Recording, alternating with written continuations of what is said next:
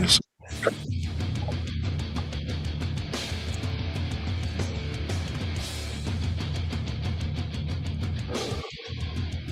You're listening to Miller and Moulton, coming at you from the Floor Meister Studios. Floor Meisters, keeping it real.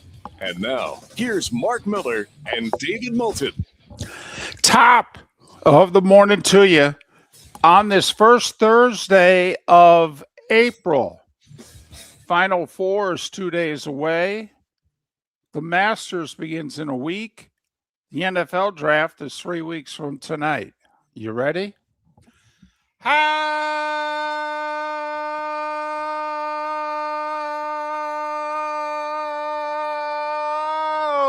the heck are you, Miller and Moulton? MillerandMoulton.com. Miller_Moulton on X. Top of the morning to you, Mark. How are you? Good morning, David. Doing well. Ready for another day. That's for sure.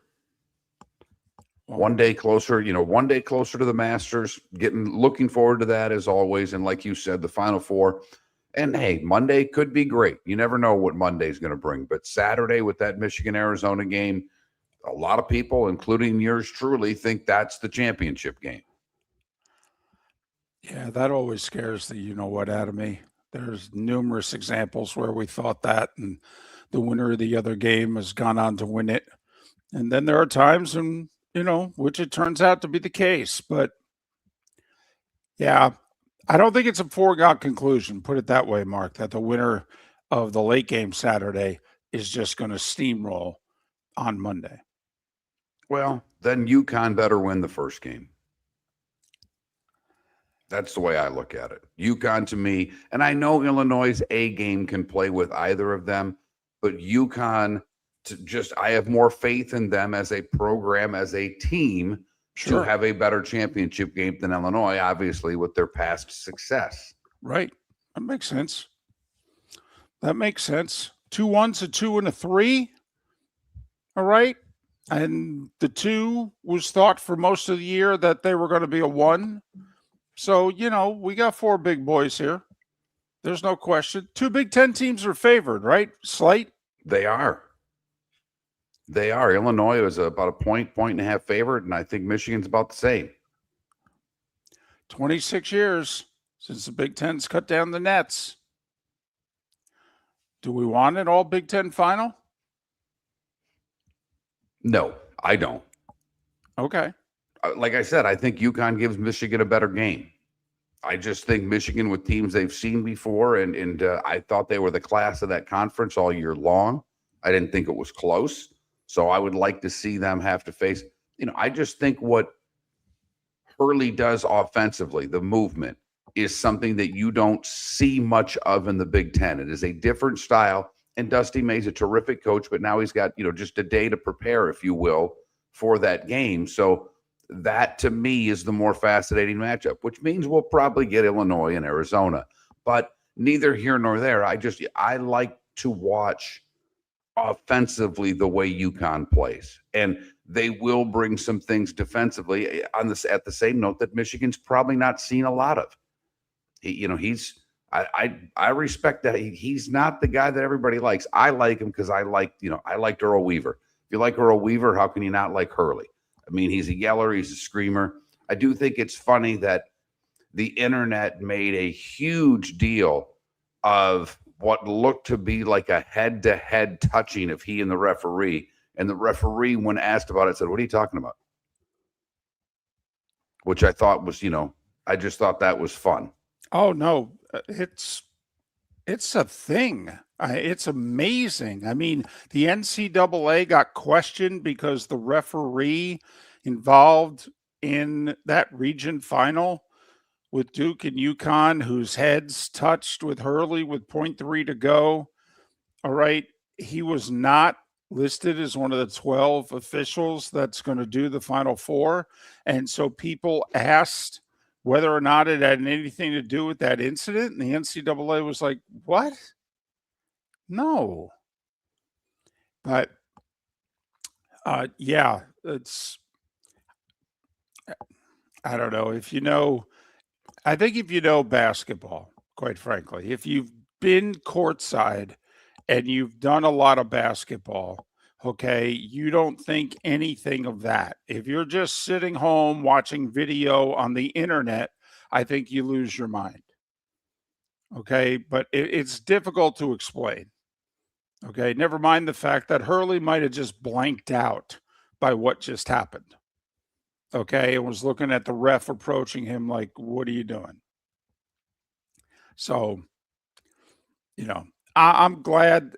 Man, a lot of people wanted technicals called at the end for a UConn person running on the court, for Hurley and the official. It's like, whew, man. Well, it started with the Duke play-by-play guy. I mean, that's Right. in his call, he wanted a technical, Yes. and Yep. that does blossom and mushroom rather into more people. When that gets out there, people will say, "Hey, I mean, I don't know how many people like Duke, but that certainly they don't like UConn as well." Those were two dark suit teams, if you will. Now it is interesting. The official that got close there with Hurley, and I mean he's regarded by many as the best in the game. It is interesting that he wasn't assigned the Final Four. I'd love an explanation as to why that was, but whatever. Illinois never won it. Michigan, you got to go back to 89. Connecticut, you got to go back to 2024. And Arizona, you got to go back to 97. So we got never, 89, 97, and what's it? 5-6 titles since 99? They have a handful, that's for certain. So Michigan favored over Arizona, which means Michigan's favored to win the whole thing, because Michigan and Arizona are the top two teams remaining. When they put the power polls out, those are 1 and 2 every time. But we shall see. Saturday night, first round of the Final Four. I'm looking forward to that. Last night was not much of a sports night. A little bit of NBA action going on. Wemby had another big night. But, for those of us that don't follow a lot of regular season NBA, and right now there's not a lot of regular season NBA to be interested in. No. Although I will say the one team that you and I try to pay attention to got blown out again last night. I'm telling you, David, they need to go the Tortorella method. And for those of you that don't know and don't pay attention, Las Vegas fired their coach with 8 games left and replaced him with John Tortorella. Orlando, who was expected to be, at least by Orlando standards, they thought they were going to contend for a top 4 spot in the conference. They're in the play-in game. They got outscored something like 49-26 in the second quarter last night. They got 40, maybe 47. But regardless, they got just blown out last night by Atlanta. Blown out by halftime. Game over. Thanks for coming. Showing again a horrendous lack of effort. No one was out. And they are just crawling into this play-in. So the one game that maybe you and I had a little bit of our eye on turned out to be a blowout. The other game involving the Florida team, the Miami Heat, they made, 24 threes and still got beat by 18 points, I think it was? Mark, they gave up 53 points in the first quarter, not half, quarter. It's the second highest scoring first quarter in the history of the league.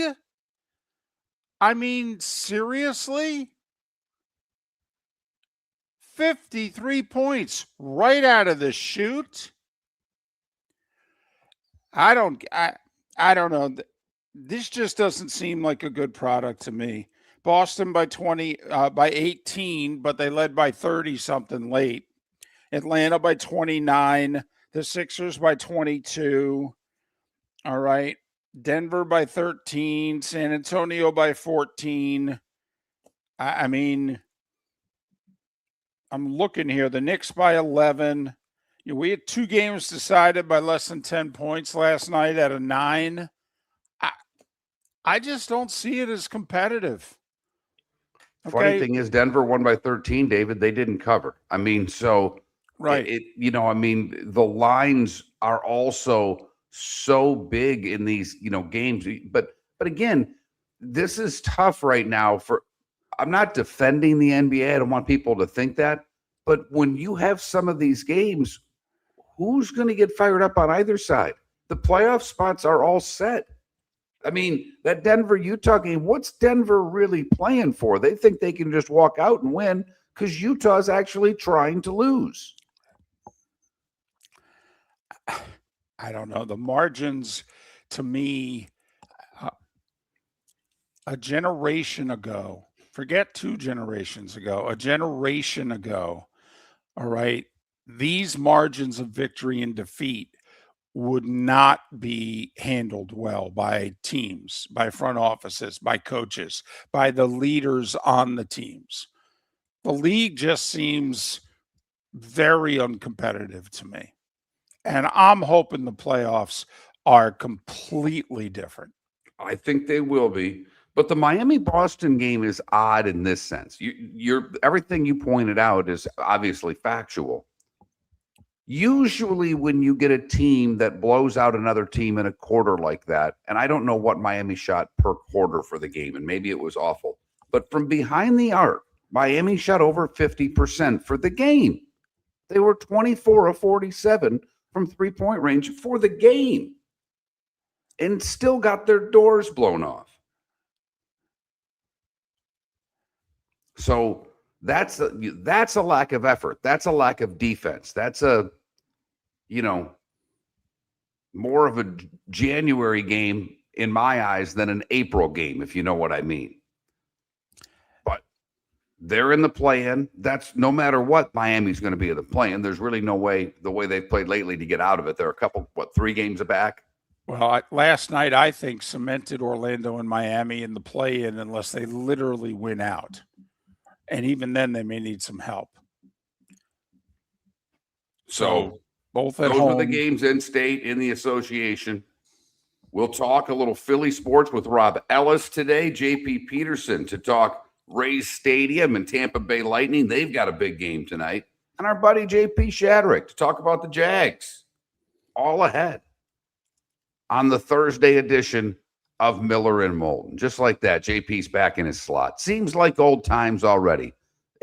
Trying to make you think that football season is a little closer than it actually is. As David mentioned, the draft just 3 weeks from today. Miller and Moulton, millerandmoulton.com. Your roof is your home's first line of defense. At Pelican Roofing of Florida, Ronnie John and their team bring years of experience to protect what matters most, your family and your business. From residential repairs to large-scale commercial roofing, we deliver honest work, fair pricing, and quality you can trust. An upgrade on your roof can lower your insurance costs. Don't wait for a leak to turn into a disaster. Call the experts at Pelican Roofing today. 1-866-9-PELICAN. That's 1-866-9-PELICAN. Online at pelicanroofingcompany.com. CCC 1332512. The Floormeisters just doesn't sell Cortec and carpet. They also sell a lot of wood. And what better time than now to stop in and see the nice folks at Floormeisters for some new hardwood for your home. With white oak wood starting at $4.99 a square foot, that makes it affordable for everyone. With 10 colors to choose from, they have a color for everyone. So stop in. 6281 Naples Boulevard, right next to Costco,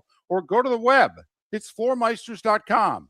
Floormeisters.com. Floormeisters, just keeping it real. American Paint Supplies is your one-stop shop for all your coating needs and has been for 30 years. American Paint Supplies is also your #1 Festool dealer in Southwest Florida. If you are a builder, cabinet maker, painter, or power tool enthusiast, Festool craftsmanship can be found at American Paint Supplies. Celebrating 30 years of service, and Festool is celebrating 100 years of excellence. Come to American Paint Supply for a perfect pairing of service and expertise on 6100 Shirley Street, Naples, off of Pine Ridge, or online at AmericanPaintSupplies.net. PA Commissioner Adam Silver will visit Lee County in April as he is recognized by the Edison Awards as their Achievement Award honoree.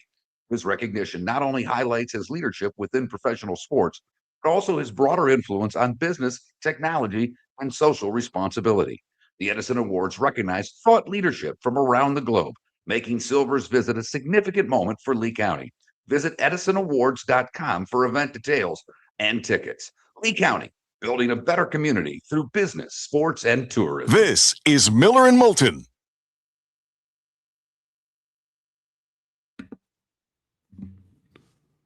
Paul, don't know what to tell you. We did 5 minutes on the NBA. To me, there was Change the nothing going channel. on. Seriously, all of you, change the effing channel. Come on. No, I mean, leave us alone. well, Let us do our show. Say whatever you want, but I don't care what you guys say. But it's like, come on, we did 6 minutes on 2 teams in Florida that are both relevant right now.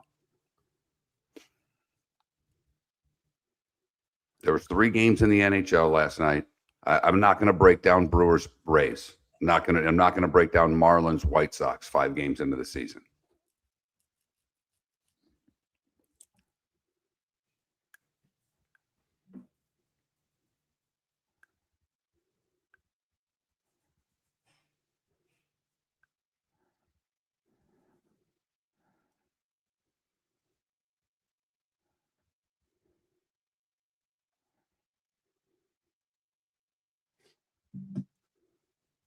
So does the NHL.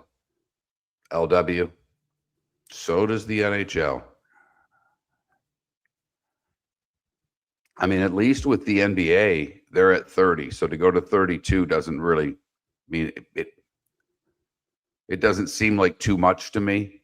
34 in the NHL seems a bit much, but when 1% of the Dolphins values that team at $12.5 billion, as a league, I get it. It's free money.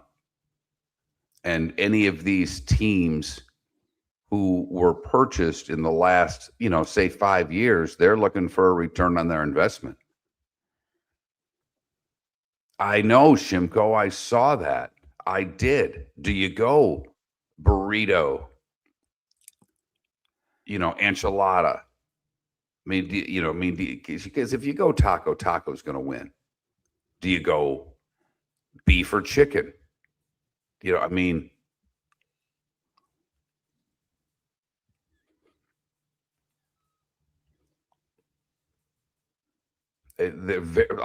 a lot of options there. I'm with you. National PB&J Day. I don't know. I don't know if you where you go with that. I mean, you can. There's areas, but Shimko, I'm with you. Rick, good morning. By the way, I got on a little late. I didn't even say hello to you. I apologize. It's quite all right, Mark. Good morning. And next time we have a guest on who says his birthday is April 1st, and we start talking about that, you can go. Yeah. I was, upon further review, wishing you chimed in and said, yeah, an April 1st birthday sucks. Yeah, I know. We could have, we're just trying to get through 12 effing segments of show here, Rick. You could have helped us out. But happy birthday. Well, a day late. Thank you. I appreciate it. I actually do have kind of a funny, my April Fool's We're Day. going there don't now. tell it now. Don't tell it now. Because I was bringing either way you were coming on next segment, whether you liked it or not. All right. Yeah, my April Fool's joke started at birth. True story.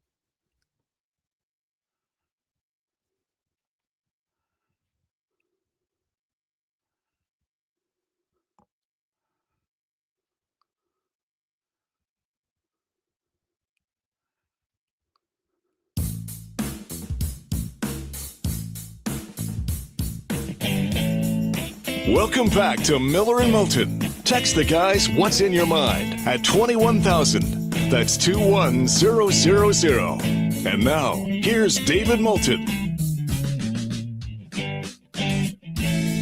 21 minutes past the hour. Miller and Moulton, millerandmoulton.com, Miller_Moulton on X is starting 5 in a little more than 15 minutes time. Rob Ellis in our 8 o'clock Eastern hour. Man, a lot of dissension talk in Philadelphia. Thought usually gets better as the offseason goes on. It's getting worse. We'll talk to Rob Ellis about the Eagles and the draft and the dissension coming up. JP Peterson, nobody's got his finger on the pulse of the Rays stadium situation, more so than JP Peterson. Plus, he's intimately involved in Lightning hockey. We'll talk to him about those two subjects. And our buddy JP Shadrick. We're just checking in on the Jags. You know, they were in the news here this week about playing in Orlando next year. Draft coming up. Well, haven't talked to JP in a while. He's fitting us in, Mark. He's quickly returning after a morning dentist appointment. Ooh, hopefully he's got a lot of Novocaine and talks funny. That would be great. I'm more interested to see if JP caught any of the widespread shows that were in St. Augustine last week. And David will talk to him about the Jags. So we've both got something to talk to JP about coming up. But yesterday, he also, for your liking, I think before he went to St. Augustine, he was in New York City for his yearly musical extravaganza. So you two can talk about that as well. Yeah, I have no idea if he went to St. Augustine to see widespread. We talked about it a few months ago, so I was going to bring it up. But yesterday we had Kevin Brockway on, and our poll question was about April Fool's Day, and none of you cared. But Kevin, when we asked him about, April Fool's, he says, well, he's an April Fool's baby. And we're like, wow, all right, happy birthday. And then I don't know. I finished the show. I'm doing what I'm doing. And I happen to go on social media and on Facebook specifically, where it tells you, everybody's birthday, if they put it up and they're your friend. And this guy's my friend. And he had his birthday up. And I neglected him early in the morning. And I felt badly, very badly. I sent him a text the minute I saw it. One Rick Church, who's been helping us out while I've been up in Tampa between Moffett and the Hope Lodge. It was Rick Church's birthday yesterday. So first off, happy belated birthday on air. We missed this. It's my fault. I should have checked social media a little earlier. But, all right, Mark, that happens. Yeah, well, and but I also am going to guilt you a little bit. We do an interview with somebody who says that we've got a question about April Fool's Day. We have a guest who says their birthday's April Fool's Day. And you just mums the word, not a damn thing out of you. No. Could have stolen a free segment off of your birthday yesterday. So now we got to do it today. Right. Couldn't help us out there, could you?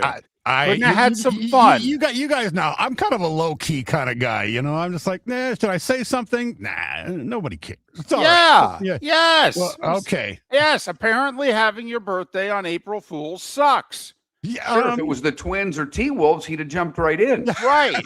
Yeah.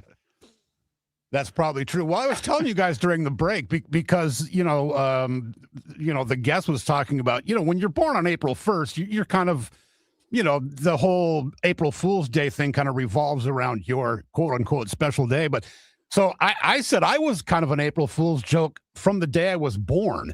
And Paula kind of nailed it. She said something about were your parents expecting a girl. So this is a true story. I'm the second child. I have an older brother. So my mom got pregnant. They had one son. Apparently, they were very fond of telling all their friends and relatives, we're really hoping for a girl so that, they can have kind of the ultimate nuclear family with the boy, the girl, and call it a day. And this was something they were really rooting for. So I was born on April 1st, and apparently my mom loved telling the story. Everyone they told on that day, it's a boy. Is this an April Fool's joke? I said, no, it's not. It's a boy. It's not an April Fool's joke. So how long did it take your parents to forgive you for being a boy? Never, Mark. Never. honestly, because here's a little, addendum. The joke got even worse on them because about 3 years later, they tried again, one more time to have a girl. Guess what happened? Sure. Twin boys. So we are a family of 4 boys after attempting to, just make it 1 and 1. But Right. All right. Well, happy belated birthday. Thank you. I appreciate it. I guess good luck to your T-Wolves because we know the Twins have no shot. Yeah, I know. Yeah, it's going to be a long summer, but Yeah.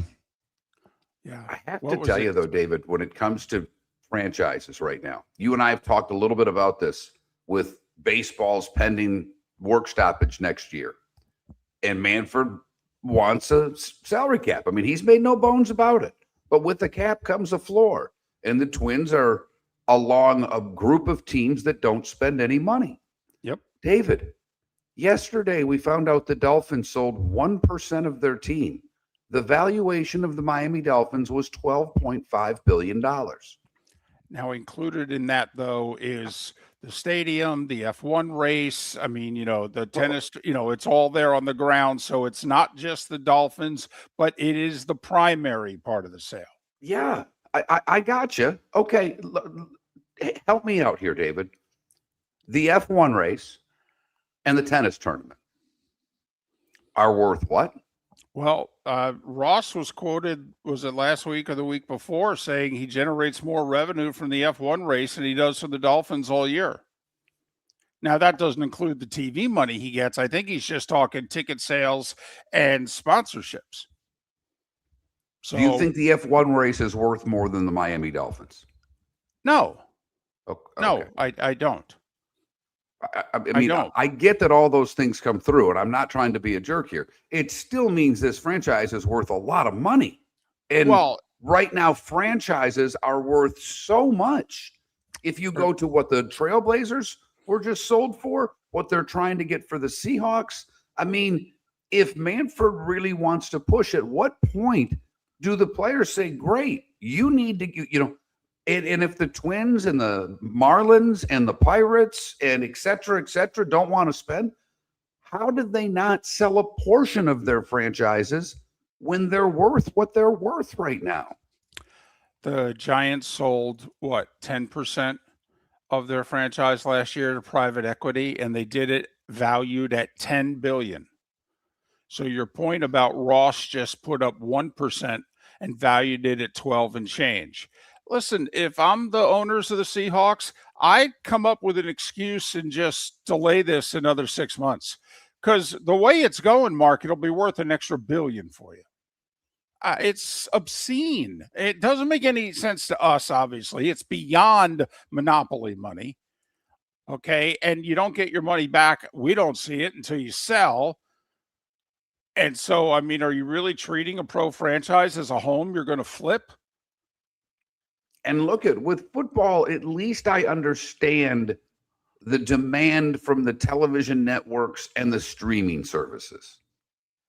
Basketball already has a huge television/streaming deal in place. Yep. So at least with those 2 leagues, David, I get it. I don't think that they're worth what they're getting, but I get it. Hockey, I don't understand at all. You've got tickets as your number one source of revenue.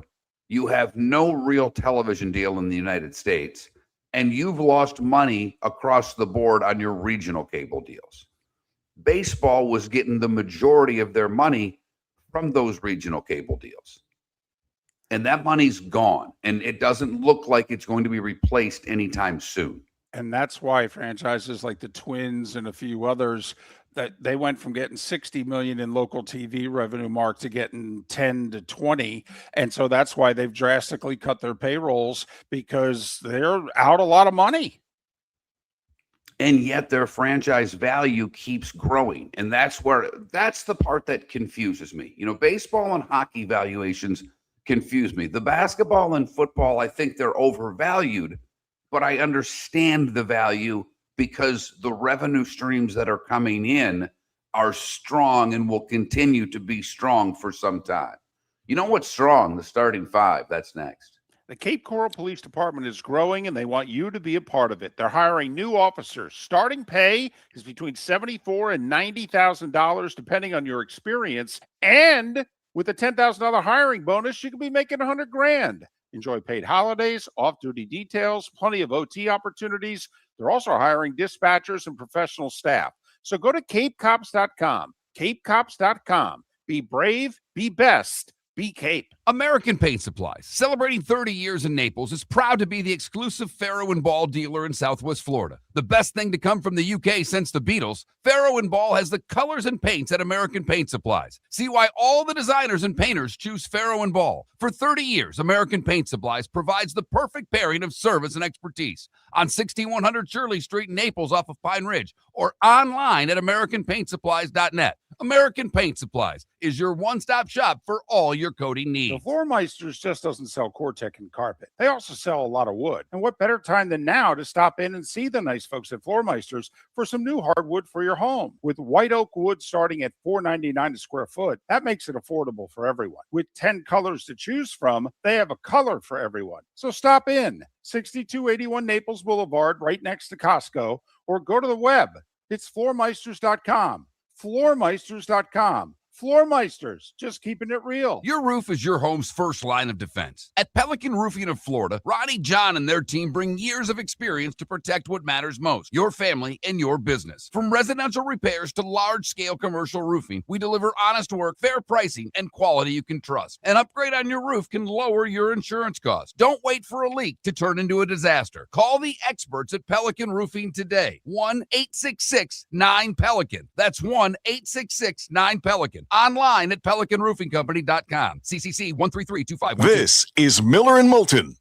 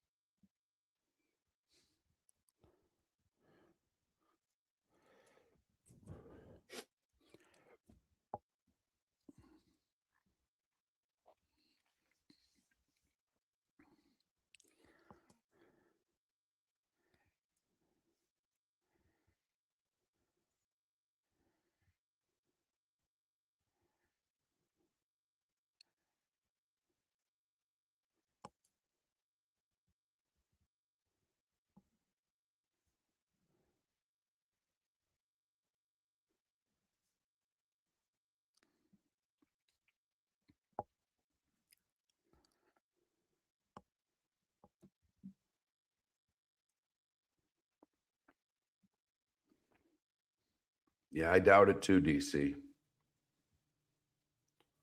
I doubt it too. Well, that's the thing, D. I mean, that's the angle that that we've said. It's like, hey, don't try to sell the Yankees and Dodgers on spending less first. You gotta sell the teams on the floor is going to raise the minimum salary at least $1 million, and that's however many players get X more.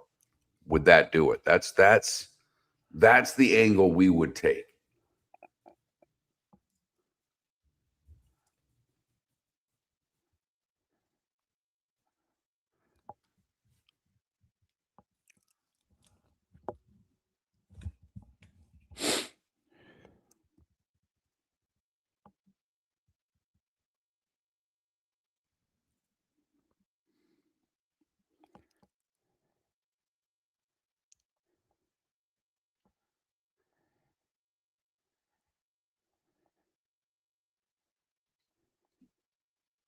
If you've already looked, you're not allowed to play, but it is that time of the show once again where we play Guess the Marlins Attendance. The Marlins right now, I believe, are tied for the best record in baseball. I believe. Let me double check here. Yes, they are among 3 teams that currently sit at 5-1, along with the Brewers and the Yankees. The Marlins won their 5th game yesterday, hosting the White Sox. It was a home matinee. We'll give you a shot for prizes galore. And by prizes galore, it means I could steal something out of the horrible bin of prizes here at the American Cancer Society's Hope Lodge that they can't even give away during bingo. Oh, the wife was pissed last night. They announced game night, not bingo last night, game night. We came back from a little run over to Publix, and they're playing bingo. She's like, wait a minute. You said game night. You didn't say bingo. Now, bingo's a game. I know you could go there, but it's like they had a little pamphlet out that it showed games, didn't show bingo. So she missed bingo last night. There was hell to pay around here. David, I'll set the did you look at the Marlins attendance already? For the season or yesterday? No, for yesterday's matinee game. Yeah. So David not allowed to play. Because Sandy Alcantara addressed it in his post-game comments on the field.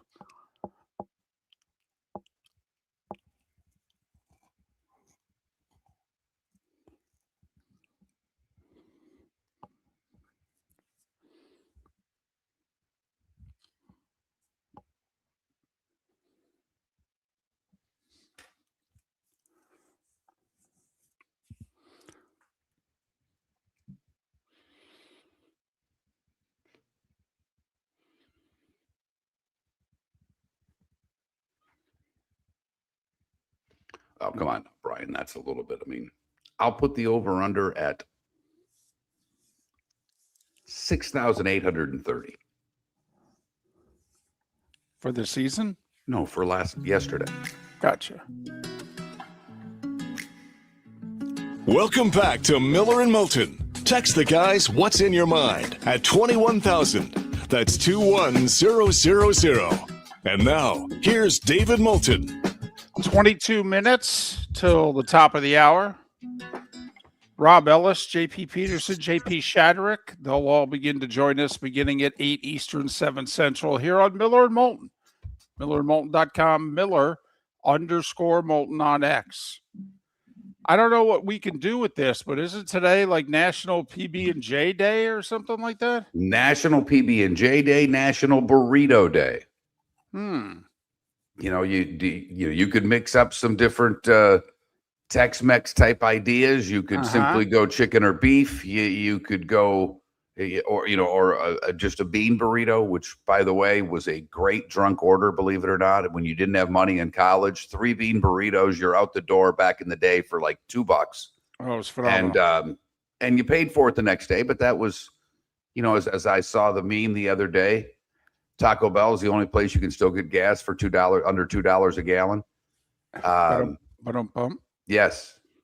So, Jay Gunn coming off the top rope to strawberry or grape jelly. Sure. There's a couple places you could go with PB&J. We'll figure something out here.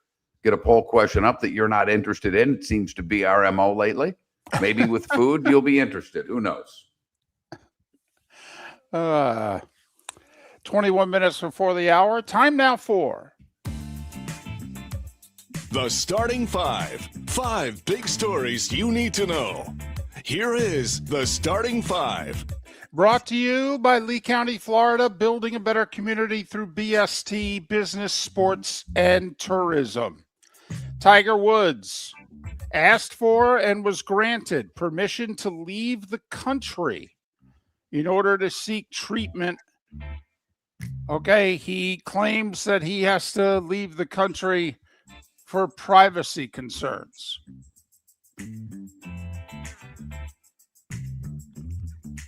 He's Tiger. I get it.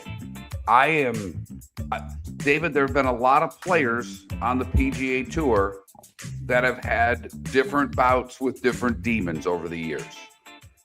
And I get that Tiger is way above them. I trust me, I understand it. But the Masters and the PGA of America issuing statements about Tiger and basically, wishing him well, if you will, and hoping he recovers. It's just strange to me. I'm sorry. Maybe I'm a bad person, but that is strange to me. There is a story that's out there that will likely never be confirmed, Mark. But there is a story out there that Tiger was still, after the events of last Friday and the weekend, still planning on showing up in Augusta beginning Sunday. He was supposed to take part there's a golf course nearby that Tiger has helped renovated and redesigned. And so he was going to be there Sunday to take part in that. That was on the schedule for a long time. And then the Champions Dinner was Tuesday night. Never mind whether or not he was actually going to try to play. But the word was over this past weekend. The story is the Masters reached out to Tiger, and Tiger's like, yeah, I'm still planning on coming up. And the Masters was like, yeah, we don't think that's a good idea. And that the Masters released the statement to push Tiger away. Now, we'll never know the truth. No, we will not. But that story's out there. That was Fred Ridley and company's polite way of saying, you need to get well, i.e., you need to stay the hell away from us for a while. With that being said, do you think they told Phil not to show up a couple years ago when he didn't show up? I think they whispered it to him. Yes, I do. Just saying. I mean, different circumstances, but just... Yeah, I think when... Augusta gets what they want. Could somebody tell me any instance in which Augusta has not gotten what they've wanted in anything? Okay, with golfers, with the golf course. Okay, what? The only thing is that guy who won't sell his land, right? That's it. That's the only time they've been told no. Okay, they haven't worn him down yet, have they? I don't know. I really don't know the answer to that. I mean, there's the one guy there who won't sell them this one piece of land, okay, which they want just for parking, and they don't even charge for parking. Which is another reason why it's the greatest sporting event going. But anyway, $1.50 for a pimento and cheese. Unreal. Now the sandwiches are horrible, but they're only $1.50. Whoa. Oh no, we've talked about this before. I think they're terrible. Well, you don't like pimento cheese, though. Well, yeah, it just doesn't work for me. But you're trying to say that theirs is like worse than another. You just don't like the sandwich. Well, I had never had it. What about the egg salad? Oh no, everything else is outstanding. This could be a you thing. It definitely it could be. Okay, but I had never had pimento and cheese anywhere else until I was lucky enough to go there. And then it was kind of like having a mint julep when you're at the Derby. If you go, don't you have to have one? And there are those that claim they're awful and expensive. But anyway, for privacy concerns, Tiger's leaving the country. Meanwhile, very quietly, we learned yesterday through Puka Nakua's attorney that, speaking of rehab, he's been in it for a while. Like, they've given the impression of well over a month. And he's scheduled to be there, quote, a while longer, unquote, according to his lawyer. When did he bite the chick then? Well, he had also an incident late in the season, okay, on like TikTok, in which, he had a couple of incidents in which he reportedly was saying anti-Semitic things. And so, I don't know what kind of rehab he's at. His lawyer didn't say, but he's getting it together. And the Rams say it won't affect their long-term contract negotiations with him. Okay. Bears, after Goodell at the owners' meeting, said, we need to know where you're playing soon.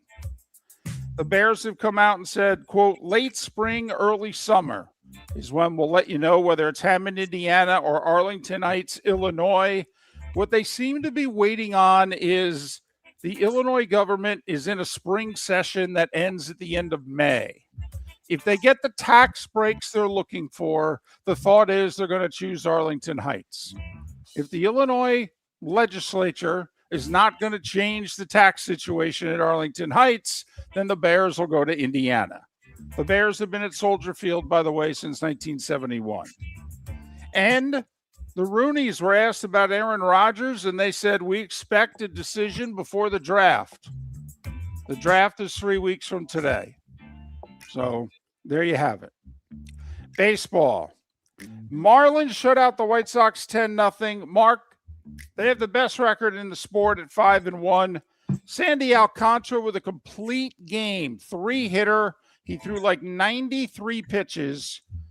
In the post-game interview afterwards, he said, we love the fans, albeit they weren't here today. Did you see what attendance was listed at yesterday? I for the sure Marlins? did, Dave. 6,505, and we thank you. And drive home safely. 6,505.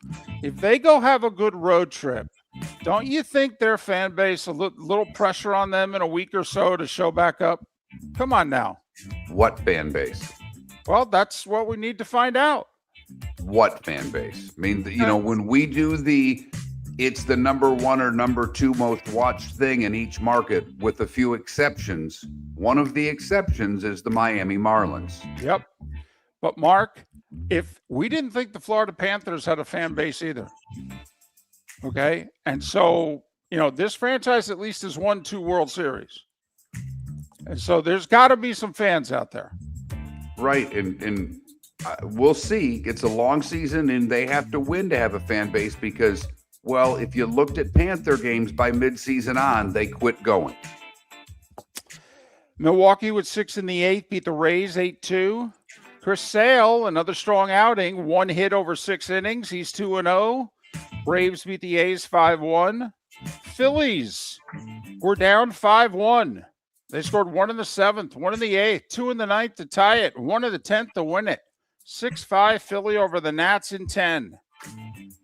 The Cardinals on a bloop single beat the Mets 2-1 in 11. Paul Skeens gets the win. He gave up 1 run in 5 innings. Pirates 8-3 over the Reds.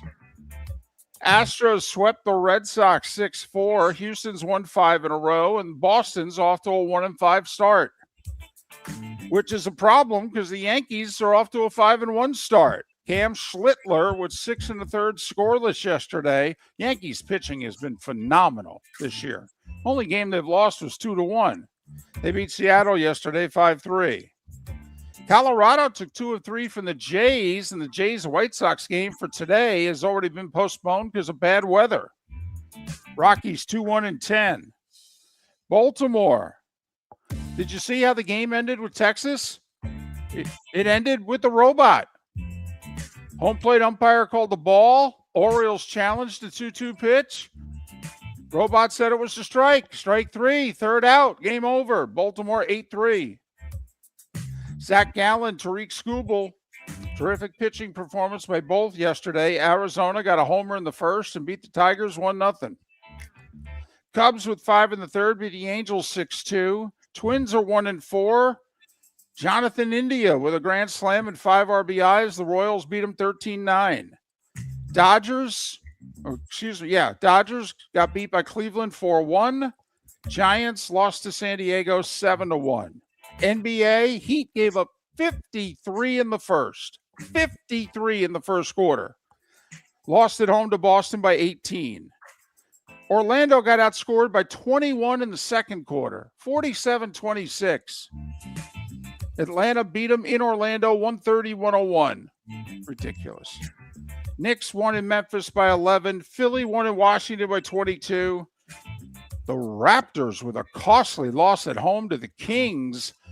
This gets them potentially falling back into play-in situations here. That's a big loss for the Raptors, who fall back to the 6th seed. Houston beat Milwaukee 119-113. Denver over Utah 130-117.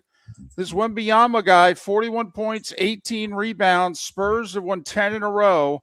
They beat the Warriors 127-113. No Steph. 26 straight game he missed. He's back scrimmaging. They hope to get him back for the playoffs, but they're not promising anything. 3 games in the NHL. LA Kings beat St. Louis 2-1 in overtime. They now have the final wild card spot in the West. Okay, but San Jose, Celebrini, the 19-year-old, 2 goals, 2 assists. He tied it up with 1:40 to go, assisted on the game winner with 30 seconds to go. San Jose beat Anaheim 4-3. They're a point back with a game in hand for the final playoff spot. And those of us who are hockey geeks are rooting for San Jose because we want to see Celebrini in the playoffs, albeit against the Avs, but that's okay. But that's even better. I mean, to see McKinnon against Celebrini for one round of the playoffs, even if Colorado takes him out at 4 or 5, I'm interested. And speaking of Colorado, they got beat at home by Vancouver last night, the worst team in the league, 8-6. Wow. Down 6-3 going to the third, tied it, but then gave up a goal about 30 seconds later and an empty netter, 8-6 final. Nathan McKinnon did score his 50th for the Avs. Golf, they're in San Antonio for the Valero Texas Open. Defending champions Brian Harmon. These are the guys that want to play the week before the Masters. Tommy Fleetwood, Hideki Matsui, Cameron Young, Jordan Spieth, Ludwig Oberg, and J.J. Spawn. And one final story, Mark, which I think we'll get into later on. Rick Stroud of the Tampa Bay Times reporting that the Bucks and the Tampa Sports Authority are going to meet soon. And we all know why. Because they shelled out a few $100 million for the Lightning Arena, and they may be helping to shell out $1 billion for the Rays' new stadium. And the Bucks are like, yeah, our stadium's 28 years old. What about us? And we said weeks ago that the Bucks were going to raise their hand and say, what about us? Well, apparently they're going to do it as soon as next week. The Bucks do have until the end of January to renew their lease for a 5-year period of time at a set amount of money. The thought is they're going to do that, but the thought is they're going to let the folks know we'll renew it, but we ain't going to renew it after that. Got it?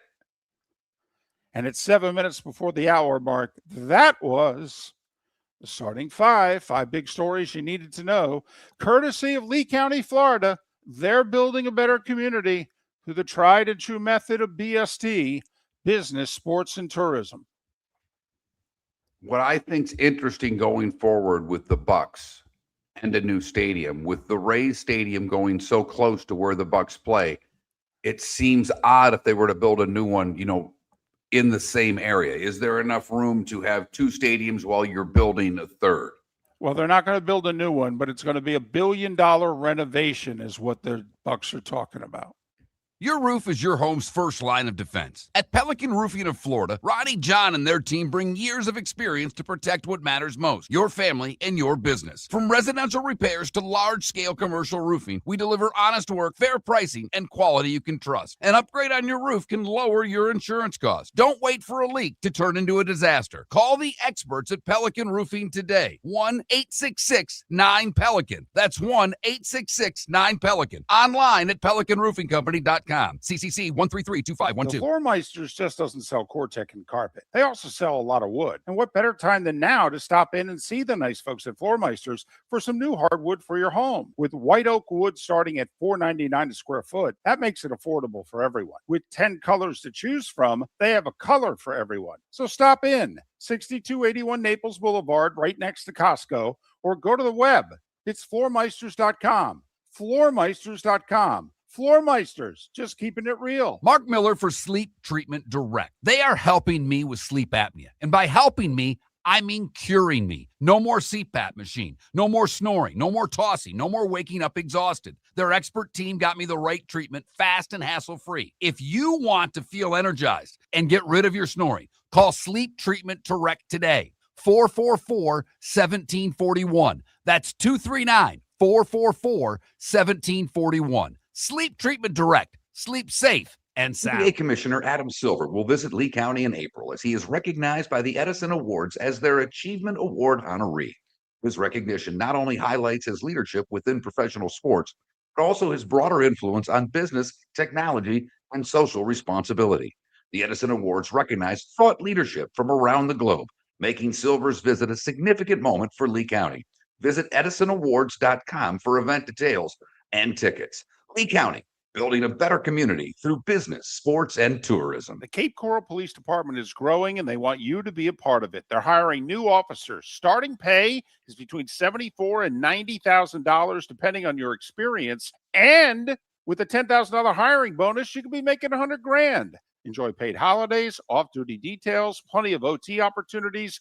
They're also hiring dispatchers and professional staff. So go to capecops.com, capecops.com. Be brave, be best, be Cape. American Paint Supplies is your one-stop shop for all your coating needs and has been for 30 years. American Paint Supplies is also your #1 Festool dealer in Southwest Florida. If you are a builder, cabinet maker, painter, or power tool enthusiast, Festool craftsmanship can be found at American Paint Supplies. Celebrating 30 years of service, and Festool is celebrating 100 years of excellence. Come to American Paint Supply for a perfect pairing of service and expertise on 6100 Shirley Street, Naples, off of Pine Ridge, or online at AmericanPaintSupplies.net. This is Miller and Moulton.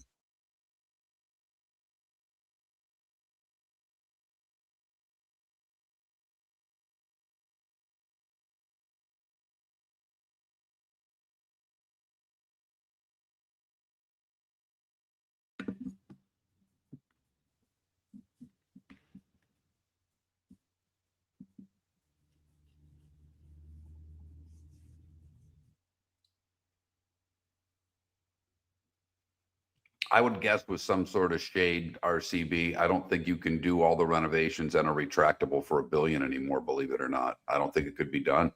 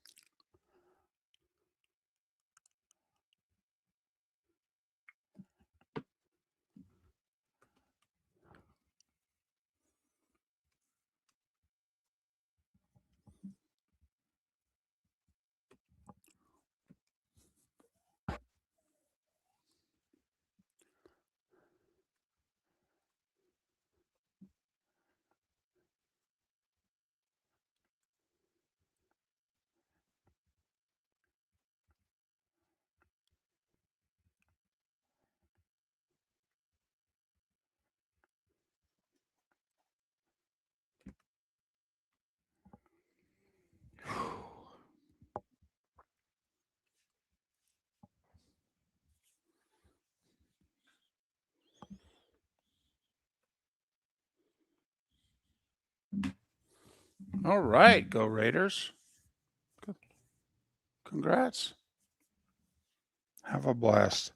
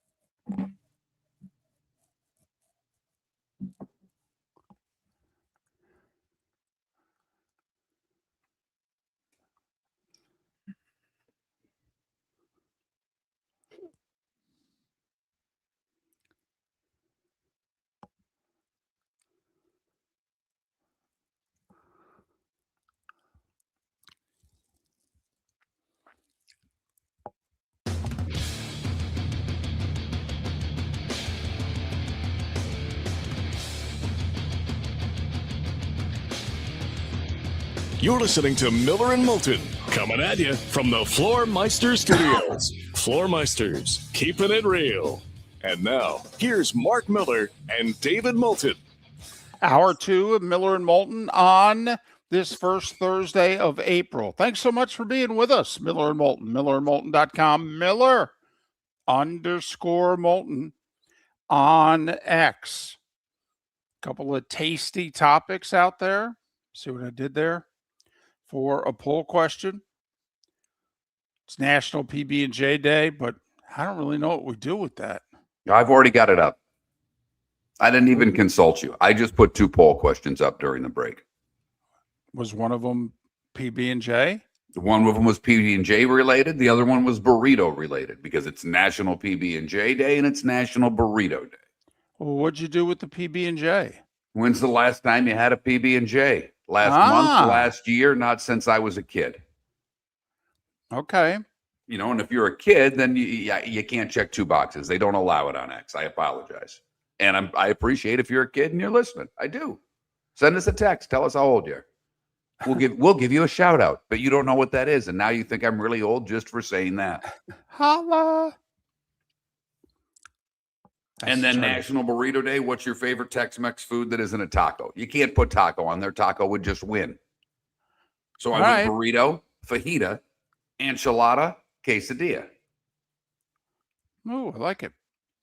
So there you have it. We know that David Moulton will vote quesadilla, or at least his wife would if she were answering the poll question. Big quesadilla fans, the Moulton family.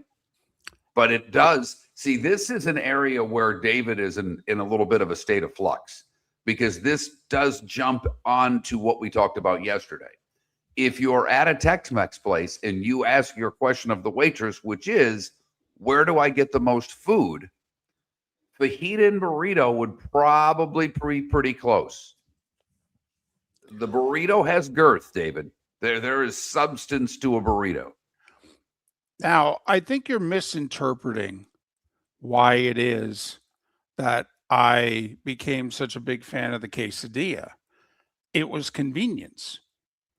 All right. The little watering hole, which was not even a half mile from our longtime home in Fort Myers.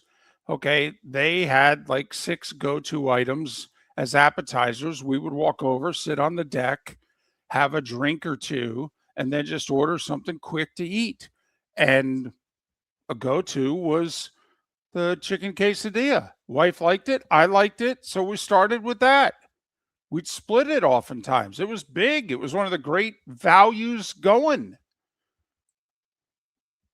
So, but that doesn't mean that if given the choice, you know, for the same $9.99, if you will, that, you know, I would go quesadilla over some of those other choices. And you're right. From a volume standpoint, and I'm a volume guy, there are opportunities on that list that have more volume than the quesadilla. Yeah. I mean, that's, to me, it's burrito or fajita for you, because that at most places would have maximum value.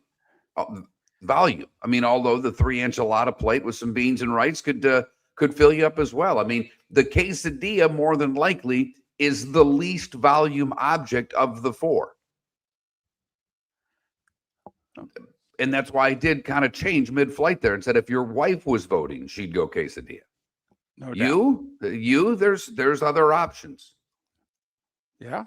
So those are the 2 questions there, Rob. That Mark Miller, soon to be the David Moulton, Miller_Moulton on X. As always, if you are not an X subscriber, you can text us what you think on the Pelican Roofing of Florida text line. 21,000 is the number. If you've never texted the show before, you need to text the keyword Miller and then fire away.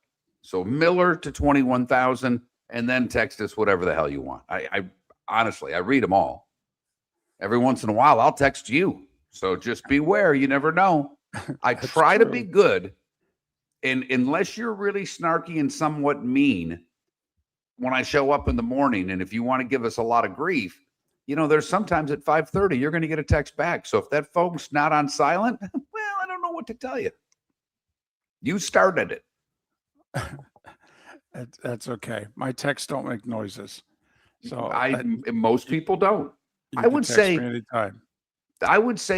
the majority, and I could be wrong here. And this is, we've got a couple of ladies who listen every day. I would say far more men have their phone on silent than women. That would just be my thought. I could be way off with that. In my life, there are more women that have sound on their phones than men. And, I spend a lot of time on the golf course. When I hear anybody that I play golf with that doesn't have their phone on silent, I want to take their phone out of their hand and throw it into a pond. I don't know that your round is that important, to be honest with you, but okay. It's just common courtesy. I agree. I mean, listen, you see it at press conferences all the time. Not everybody in the room puts their phone on silent, and at some point a phone will ring and it will be embarrassing. That is for sure. Hey, can I get back to this Bucks thing for a second? Sure.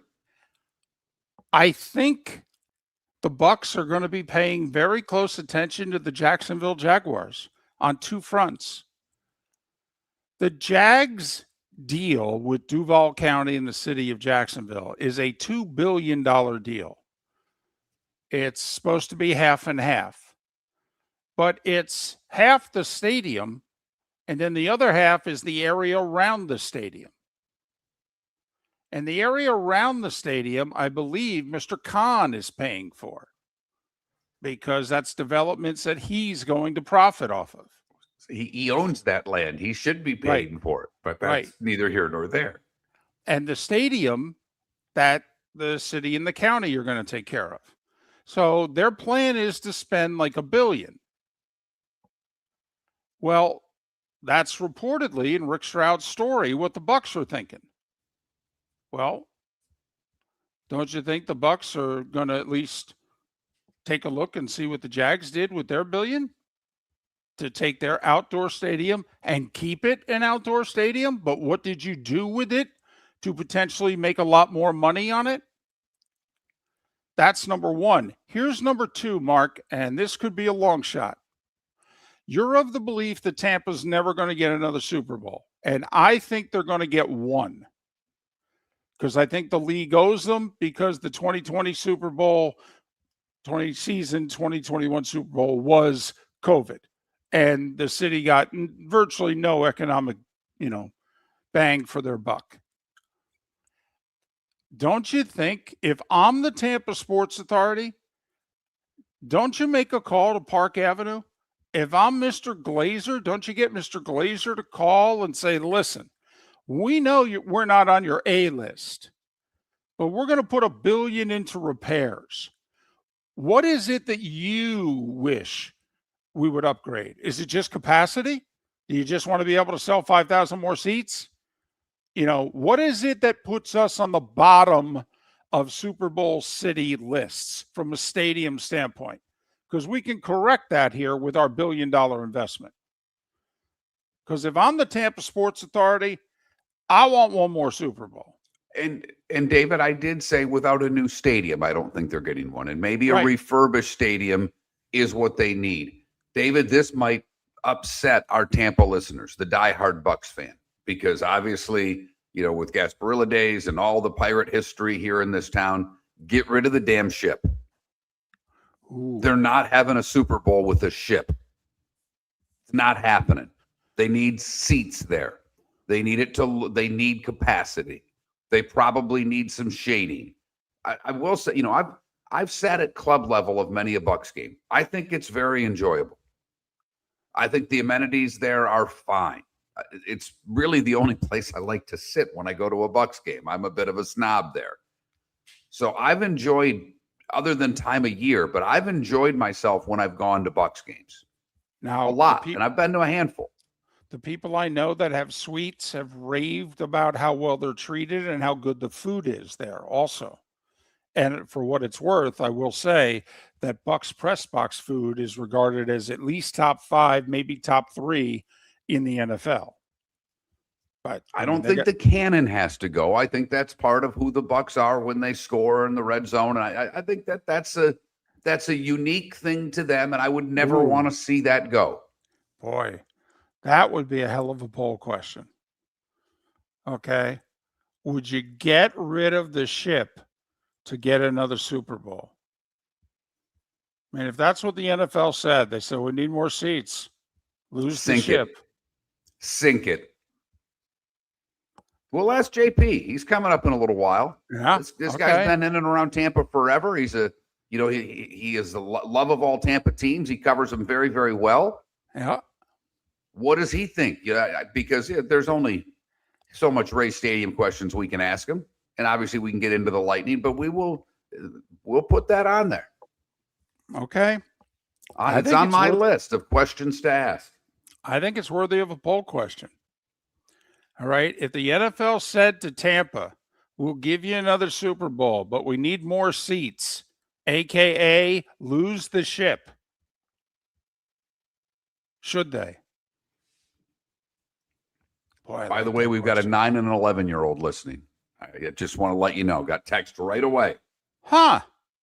Didn't get a name for the 9-year-old, but Brennan's the 11-year-old that's got a birthday coming up. See, I told you I'd do it. I might have embarrassed him. I might have made him happy because Dad's the one that sent the text. And I do love the fact that we have listeners that are in their, late 20s or 30s that actually began listening to the show with their dad on the way to school. Yep. We're generational, David. Well, I've been around long enough. That's been around a generation. So that's what happens. So Brennan and your daughter are the same age, and they're both having a birthday soon. Yes. Okay. Brennan, are you as snarky as Mark's daughter?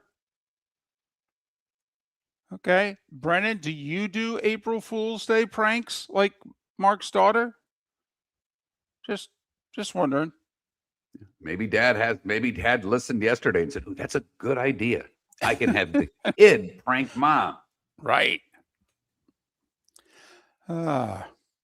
So I think the Bucks are going to be paying, and not only that, Mark, let's just say the Bucks are getting their repairs. Are they going to be able to play there while it's being done? Or are they going to have to go to Orlando at the end of this decade too? And that's the funny thing to me. When you brought up, let's talk about this. My first thought was, and you said they are going to definitely be watching what Jacksonville does. And I'm going, yeah, aren't they watching to see how attendance is in Orlando to see if they can get away with it for a year while they refurbish Ray J, Miller and Moulton? The Floormeisters just doesn't sell Cortec and carpet. They also sell a lot of wood. And what better time than now to stop in and see the nice folks at Floormeisters for some new hardwood for your home. With white oak wood starting at $4.99 a square foot, that makes it affordable for everyone. With 10 colors to choose from, they have a color for everyone. So stop in, 6281 Naples Boulevard, right next to Costco, or go to the web. It's floormeisters.com.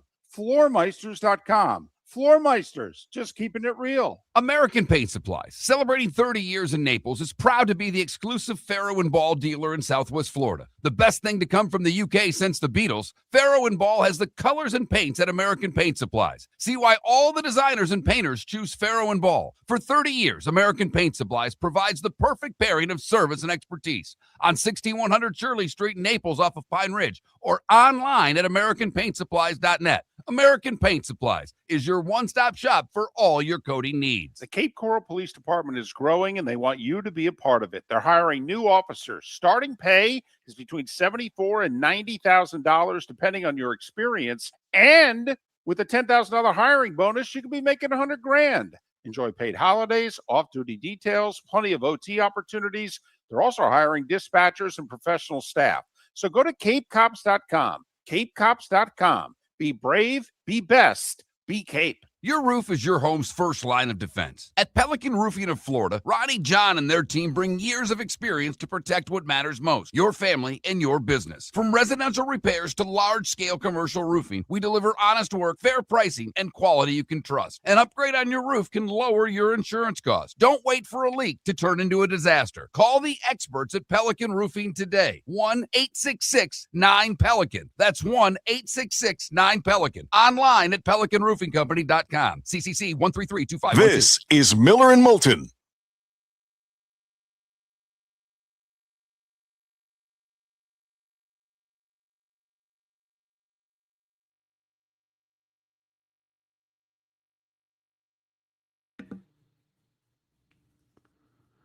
Ambient. I will say this, the Jags won their division last year. Nobody plays more international games. The flying west to east. I mean, travel's a big part of it. What someone posted what the Niners travel this year is, and one, it's not going to stop. The NFL wants to go international. I mean, they're playing in Australia. They're playing in Brazil this year. They're playing in Mexico City. So, I mean, every team's going to be playing in it. Trust me, when they get to 18, every team's going to be playing an international game.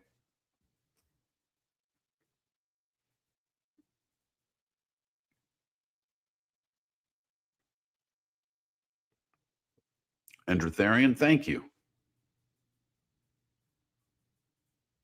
You know what, DTW? I didn't, and I'm ticked.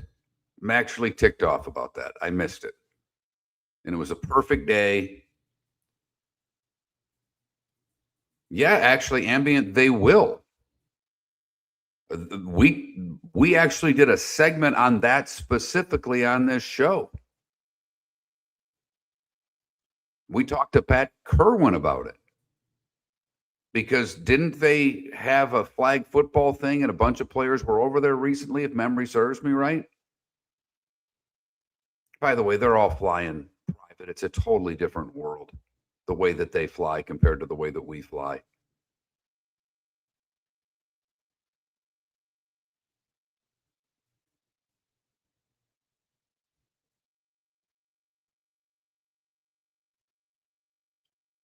I mean, they will, the money, and now the fact that they're allowing ownership from that part of the world up to 10% or whatever it teams, bet your bottom dollar they'll be playing a game in Dubai or somewhere. Yeah, I mean, if you've ever had the privilege of flying private, and I did it once, and it was on a small, 2-engine plane to the Bahamas, it is the coolest damn thing in the world. The coolest thing in the world. You walk out, they take your bags, they throw them on, you get on the plane and you take off. There is nothing cooler on planet Earth than flying private. I've been very lucky in my 56 years to do some extremely cool things. That one I actually paid for myself, but I have a couple of wealthy friends. I have been lucky to do some incredibly cool things.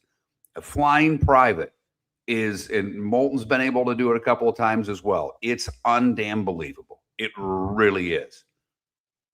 And I did it on a crap plane. I didn't, it was loud. I actually sat next to the pilot in the front seat, let my son sit there on the way back because it was just cool.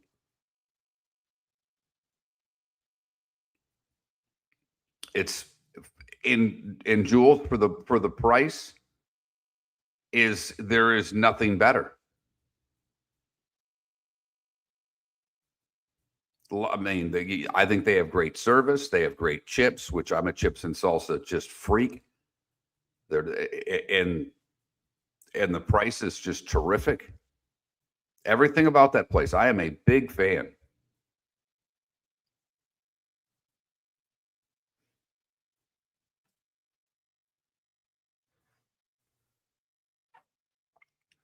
Be scared to death of what? To fly private, Deadstroke, or to fly on a small plane? Or to eat a PB&J. I have no idea where you're going with that. Yeah, I don't know the owners. I have a good friend who did the remodel. His company was the contractor for the remodel and speaks very highly of the owner.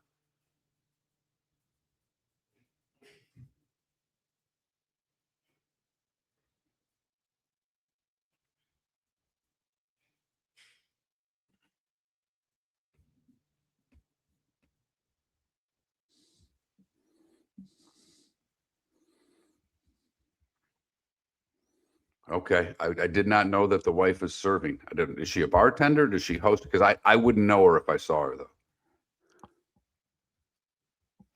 though. I flew out of Lauderdale Airport. It was it was a small plane, a 2-engine plane that sat, I think, 8 people.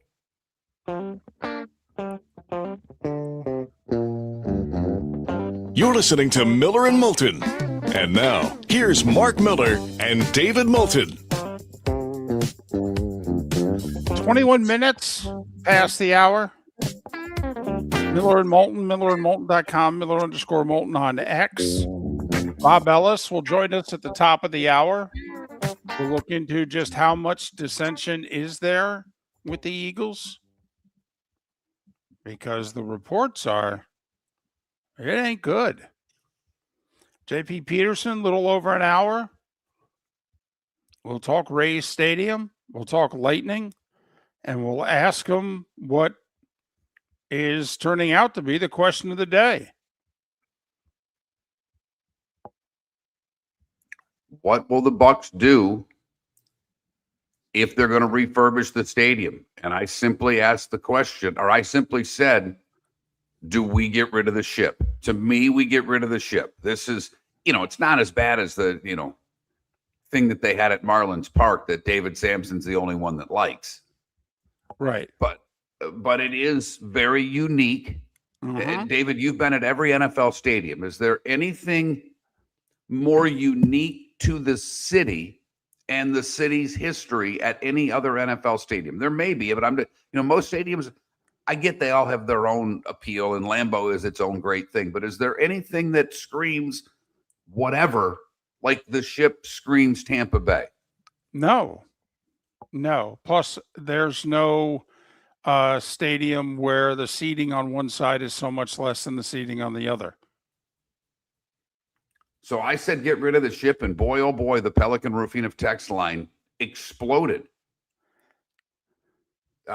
This guy says, Super Bowl or not, get rid of the ship, keep the cannons. Okay. One of our female listeners. Hello, ladies. As a mom who does frequent Bucks games, the kids' highlight is the ship. It's what makes the stadium, the whole atmosphere. No to getting rid of the ship. Easy for me to say. Another texter says Tampa has to keep the pirate ship. They would just have to figure out how to put more seats. It's the best part of the stadium. So early indications are keep it. Oh, that's what I figured. I figured, we do this as a poll question. Okay, we asked this throughout the show, and the 21,000, the text line, that I think it's going to be at least 60-40, if not greater. Could be 2-1, 70-30. I think it's going to be keep the ship. A lot of people chiming in. I said about the phones on silent. A lot of people having their comments on the phones. But I love this one because we've got two poll questions today. One's about today, National Burrito Day. What's the Tex-Mex food that you like the most that's not named taco? Ernie says, I'm Mexican. I love burritos. Tacos are still the best, but I love burritos. Thank you. Thank you for listening. And this guy who just says, because I kind of joked around about how old are you with the PB&J question. It's National PB&J Day. And when's the last time you had a PB&J? Last month, last year, or when I was a kid? This guy simply says, good morning. I'm 61, and I still eat PB&Js for lunch. Jiffy and grape jelly. Perfect. Love it. More people now that you say keep the ship. Boy, I tell you what, David, you've got to really concentrate when saying that early in the morning. No doubt. Well, that's why the Yankees pitcher, 6 1/3 shutout innings yesterday. You got to be very careful when you're talking about Cam Schlittler. Very careful. You would have been, being an announcer in the 60s or 70s, sponsored by Schlitz beer. I mean, there are. Yep. Get rid of the ship in stadium, make it a kid's playground and a fan zone. I'm not there to see the damn ship. I'm there to see the team. So people are all over the board. Keep the ship. So I'm going to get it up as a poll question. I like it, David. I love the text. Thanks so much. 21,000 is the text line. Pelican Roofing of Florida, the sponsor of the text line. 1-866-9-PELICAN. 1-866-9-PELICAN. Statewide, commercial, residential. Pelican Roofing of Florida, the official roofer of Miller and Moulton. I just really wanted to throw that in, David, because pretty much all sponsors are the official whatever of Miller and Moulton. We don't have that many. We could use more. So if you're sponsoring the show, you're the official whatever. Yes. Just think of that. You want to be able, it's kind of like when a university calls you and they say, hey, we can put your name here. Okay. We're like a small to mid-major college. Okay. You name it. I mean, we've got parts of the show. It's kind of like putting your name on the softball field, putting your name on the baseball field. Okay. Absolutely. In fact, I'm not we know afraid to get a temporary tattoo on my head. There's enough room. I mean, right now, if you want the dome, I'll sell it.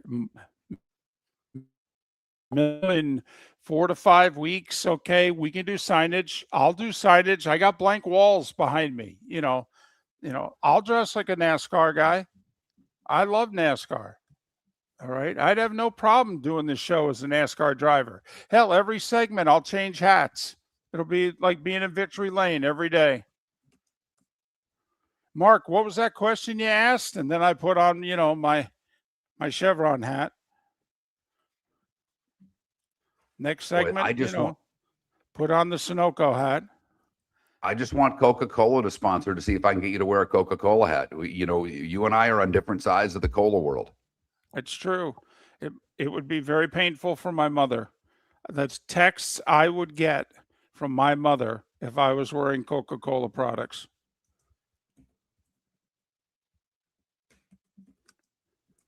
And so I think that's the question. If it means getting another Super Bowl, would you get rid of the ship at Ray J? I think if you're the Tampa Sports Authority, you have to. Okay. I don't know if it would have anything to do with it.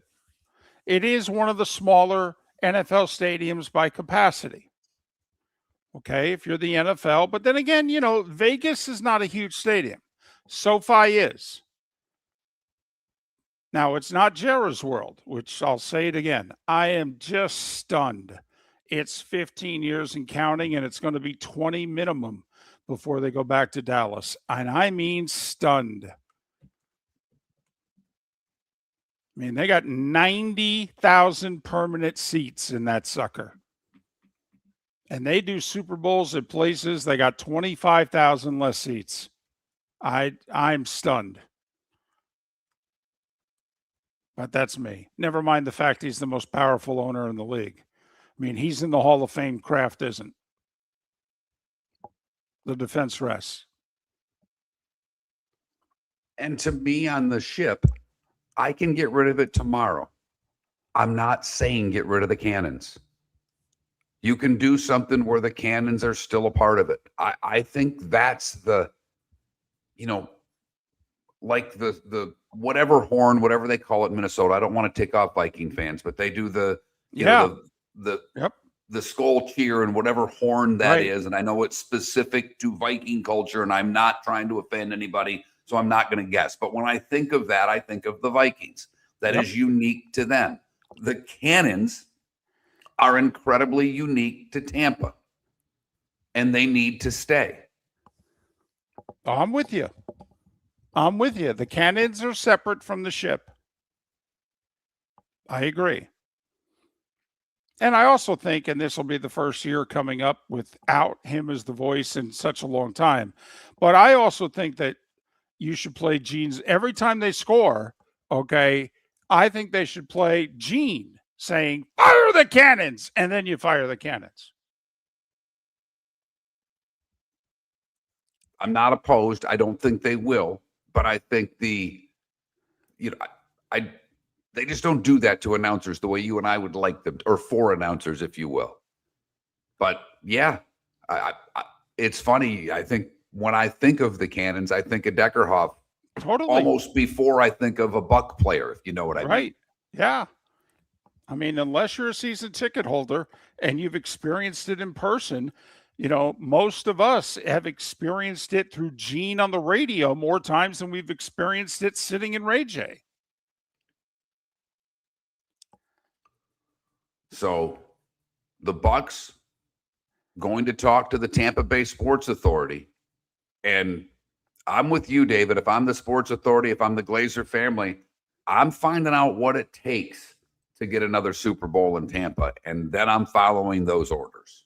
American Paint Supplies, celebrating 30 years in Naples, is proud to be the exclusive Farrow and Ball dealer in Southwest Florida. The best thing to come from the UK since the Beatles, Farrow and Ball has the colors and paints at American Paint Supplies. See why all the designers and painters choose Farrow and Ball. For 30 years, American Paint Supplies provides the perfect pairing of service and expertise on 6100 Shirley Street in Naples off of Pine Ridge or online at AmericanPaintSupplies.net. American Paint Supplies is your one-stop shop for all your coating needs. PA Commissioner Adam Silver will visit Lee County in April as he is recognized by the Edison Awards as their Achievement Award honoree. His recognition not only highlights his leadership within professional sports, but also his broader influence on business, technology, and social responsibility. The Edison Awards recognize thought leadership from around the globe, making Silver's visit a significant moment for Lee County. Visit EdisonAwards.com for event details and tickets. Lee County, building a better community through business, sports, and The tourism. Floormeisters just doesn't sell Cortec and carpet. They also sell a lot of wood. And what better time than now to stop in and see the nice folks at Floormeisters for some new hardwood for your home. With white oak wood starting at $4.99 a square foot, that makes it affordable for everyone. With 10 colors to choose from, they have a color for everyone. So stop in, 6281 Naples Boulevard, right next to Costco, or go to the web. It's floormeisters.com. Floormeisters.com. Floormeisters, just keeping it real. Your roof is your home's first line of defense. At Pelican Roofing of Florida, Ronnie John and their team bring years of experience to protect what matters most, your family and your business. From residential repairs to large-scale commercial roofing, we deliver honest work, fair pricing, and quality you can trust. An upgrade on your roof can lower your insurance costs. Don't wait for a leak to turn into a disaster. Call the experts at Pelican Roofing today. 1-866-9-PELICAN. That's 1-866-9-PELICAN. Online at PelicanRoofingCompany.com. CCC 1332512. This is Miller and Moulton.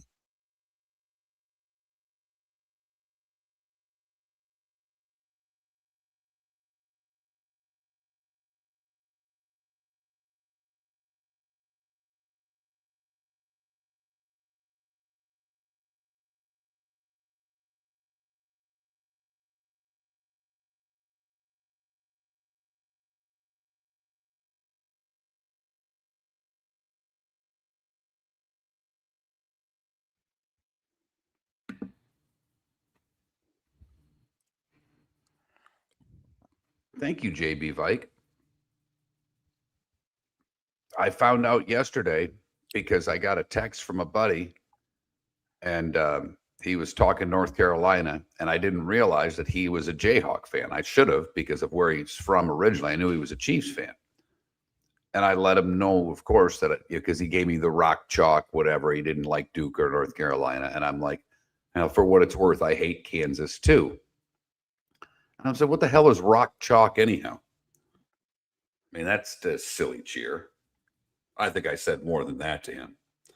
But since you have some useless information there, JB Vike, and I love useless information, rock chalk refers to the chalk rock, a type of limestone found on and around Mount Oread, the hill where the University of campus in Lawrence is built. The limestone was historically quarried and used in construction and was sometimes called chalk rock in the area, which led me to have a response, very snarky at that proves that there was a hill in Kansas. And the Jayhawk, believe it or not, is a mythical bird, the combination of a blue jay and a sparrowhawk that symbolized Kansas during the pre-Civil War bleeding Kansas era. Today, it simply represents KU pride. So there's a little Kansas useless knowledge for you. Kind of like being a Hoosier is a pride thing for people from Indiana. So there's your useless knowledge with JB Vike in the chat room on Twitch and me over the air.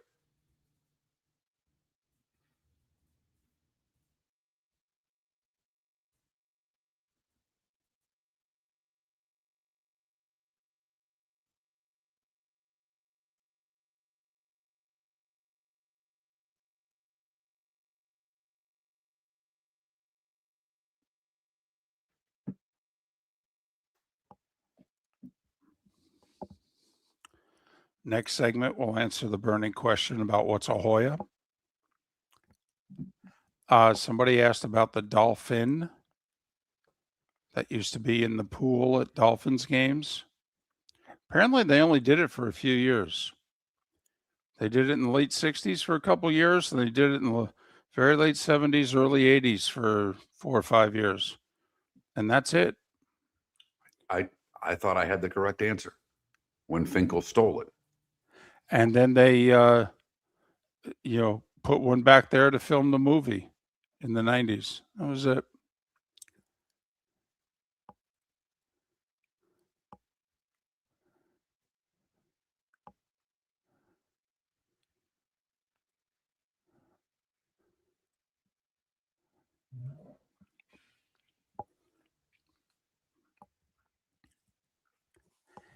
Mark, I think you stumbled upon something yesterday or the day before. Okay. Something's going on with X because the number of votes we're getting are drastically lower.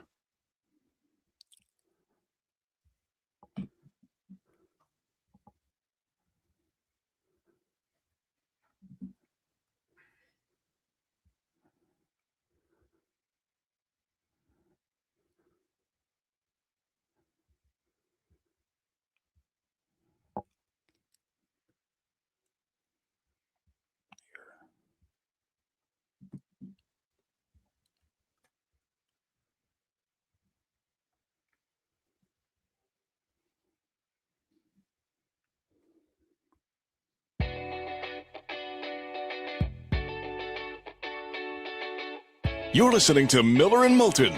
And now, here's Mark Miller and David Moulton.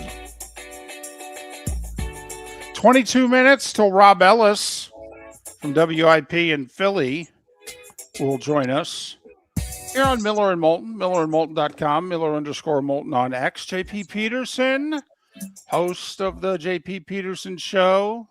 He will join us coming up 1 hour from now. One of the questions we will ask JP is one of the questions we are asking of you. Rick Stroud of the Tampa Bay Times reported yesterday that, well, you knew it was coming, that the Bucks are raising their hand to the Tampa Sports Authority going, okay, we're going to have to talk about it, refurbishing the stadium, which is just about 30 years old. Could cost $1 billion. All right. Going to sit down next week, start talking. And one of the things we brought up is, hey, could the refurbished stadium go ways to helping the Bucks get a Super Bowl, Tampa getting a Super Bowl? Because we think they're on the outside looking in going forward in NFL power circles. And Mark said, would they have to increase the seating capacity to do it? And if so, would they have to get rid of the ship? So we ask you the question. If it meant Tampa getting a Super Bowl in a refurbished Ray J, would you get rid of the ship? And so far, every person who's voted at Miller and Moulton or Miller_Moulton, Mark's site, my site on X, you guys are voting to get rid of the ship. And I think that it's going to be 60-40 at least the other way, that the ship will win.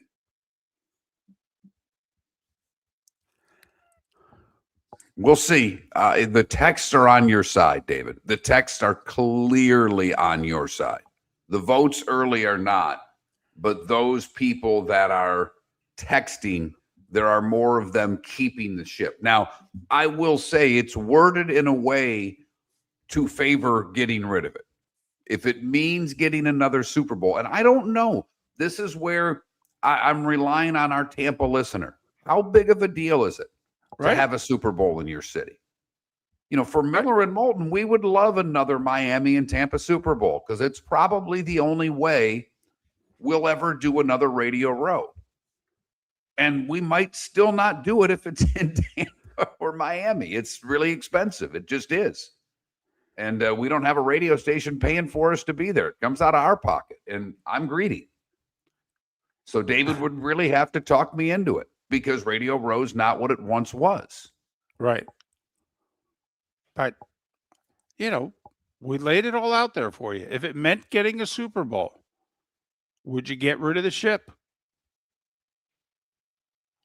If seating capacity is important to the NFL and Ray J is one of the smaller seating capacity stadiums in the league, never mind the fact I think it'd be important to the Bucks. But, we want to thread the needle. We want to keep the cannons, but we would lose the ship. But I know that that's going to be the unpopular answer. Mark's not sure. I know it is. I'm willing to bet large amounts of money that keeping the ship is going to win. This person says if dumping a bunch of money into the stadium to get a Super Bowl is the goal, make this ship retractable and put it back in there when the game's over with.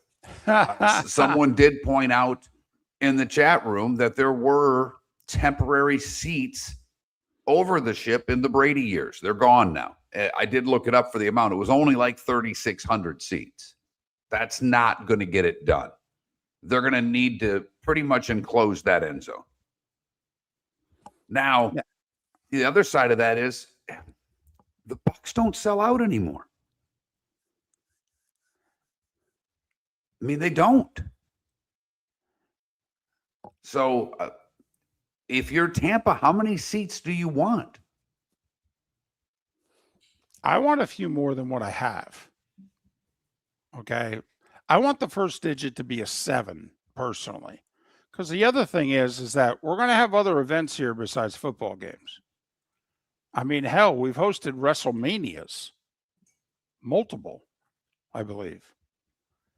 So, I do want to increase the seating capacity if I'm putting $10 into that stadium, never mind if I'm putting $1 billion into it. I'm not sure if this is our old producer that texts the show. I know it's not because of the area code, but I'm having fun because he says, you've got to keep the ship. It's iconic. Kind of like Rocky IV. Yeah. Well, so that's the question, on the ship. Can you do it? Do you keep it?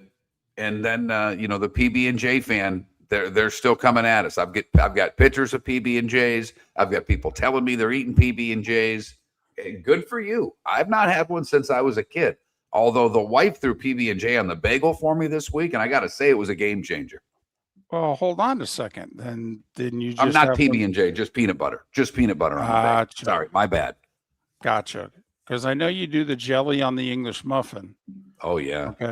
Okay. And you'll do the peanut butter now on a bagel. But we can't get you to combine the two. Okay. Yeah, I probably have one PB&J a month, to be honest with you. Really? Yep, just because. It's an old standby. Yeah, I'm hungry. What do we got? Well, I could always make myself a PB&J. Boom. Done. Yep. Someone text the show, David. I set my domes for sale. goldenpalace.com, just like the old boxing right on Miller's Dome. Yep. That's outstanding. Well done. Sure is. Well done. Yep. The early .coms and fighters would have it on their back and it would sweat off during the fight. That was great. Absolutely. So keep the text coming. 21,000 is the number. We appreciate it, whether it's about your Tex-Mex favorite, whether it's about PB&Js, whether it's about the Bucks and the ship. Love them all. Pelican Roofing of Florida text line. And the governor in our Twitch chat rooms is got to keep the ship somehow, make it smaller if you have to, because he agrees, Mark, it is iconic. All right. And I get it. As someone points out in the text line, the Heinz bottles were the same. Now I think they're gone. David, you were there this year. Is the Heinz bottle? Is it still the Heinz Red Zone? I don't believe the Heinz bottles are there. No, because when it was in the end zone going towards the river. And that's Yeah. where my wife's seats are. And they had the Heinz bottle. And when they would get in the red zone, it would, it was the Heinz. It was great. Right. I believe, and this was a thing because Heinz is a pretty big deal in Pittsburgh. Didn't the Steelers a couple years ago, Mark, have to literally make an announcement and go, hey, we're still in bed with Heinz. Heinz is still a sponsor of the Steelers, but they're no longer going to do the end zone. We're no longer going to have the big bottle. Okay, but don't come on now. We love our Heinz. There's no other ketchup. Come on now. Boy, do you have that right, David. I've joked in a grocery store and grabbed another ketchup, and I've almost been bottled. That is, I mean, you want to talk about fighting words to someone from Pittsburgh. Yep. Bring up another kind of ketchup. That's a way to get your ass kicked in that town. Yep. In fact, the poll question would be, what's more popular, a bottle of Heinz or a terrible towel? Right. Exactly. Them's fighting words, David. Yep. But I do think it's hilarious that I don't know what the poll question is going to be, because for whatever reason, people are not on X as much. They're not seeing our posts, whatever the case may be. Right. We're not getting the numbers that we were getting just 3-4. I mean, it didn't matter the poll question. We got basically X every time. And sometimes we got X times 2 if it was something really popular. But now we're getting X divided by 2 every day for whatever reason. And that's fine. I appreciate the hell out of everybody texting what their answers are. And, people, that's a tough question. The ship is so iconic. Keep the ship. I am almost impressed, David. There's part of me that says, and if you're a fan of the Bucs, unless the Bucs are in the Super Bowl, you ain't getting a ticket anyhow. And even if the Bucs are in the Super Bowl, the odds are you ain't getting a ticket anyhow.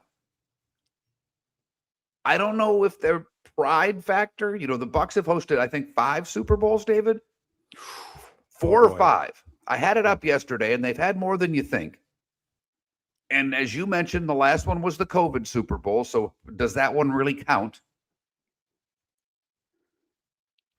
So is the Super Bowl a bigger sense of pride for people from Tampa, or is the ship? And early indications are it seems like it's the ship. It's far more Tampa. Off the top of my head, by the way, I've got 4. I think the first one was Redskins Raiders, Marcus Allen. Then the Giants Bills, Norwood Wide Right. Then Giants Ravens, Baltimore destroyed them. And then 5, because Steelers Cardinals, we were there, Radio Row, one of the great Super Bowls. And then Bucs Chiefs. So yeah, there you 5. go. So 5. I thought that's what it was, and I had to pull it up. But when we were going through that yesterday of Dallas not having one, I had them all in front of me. Yep. So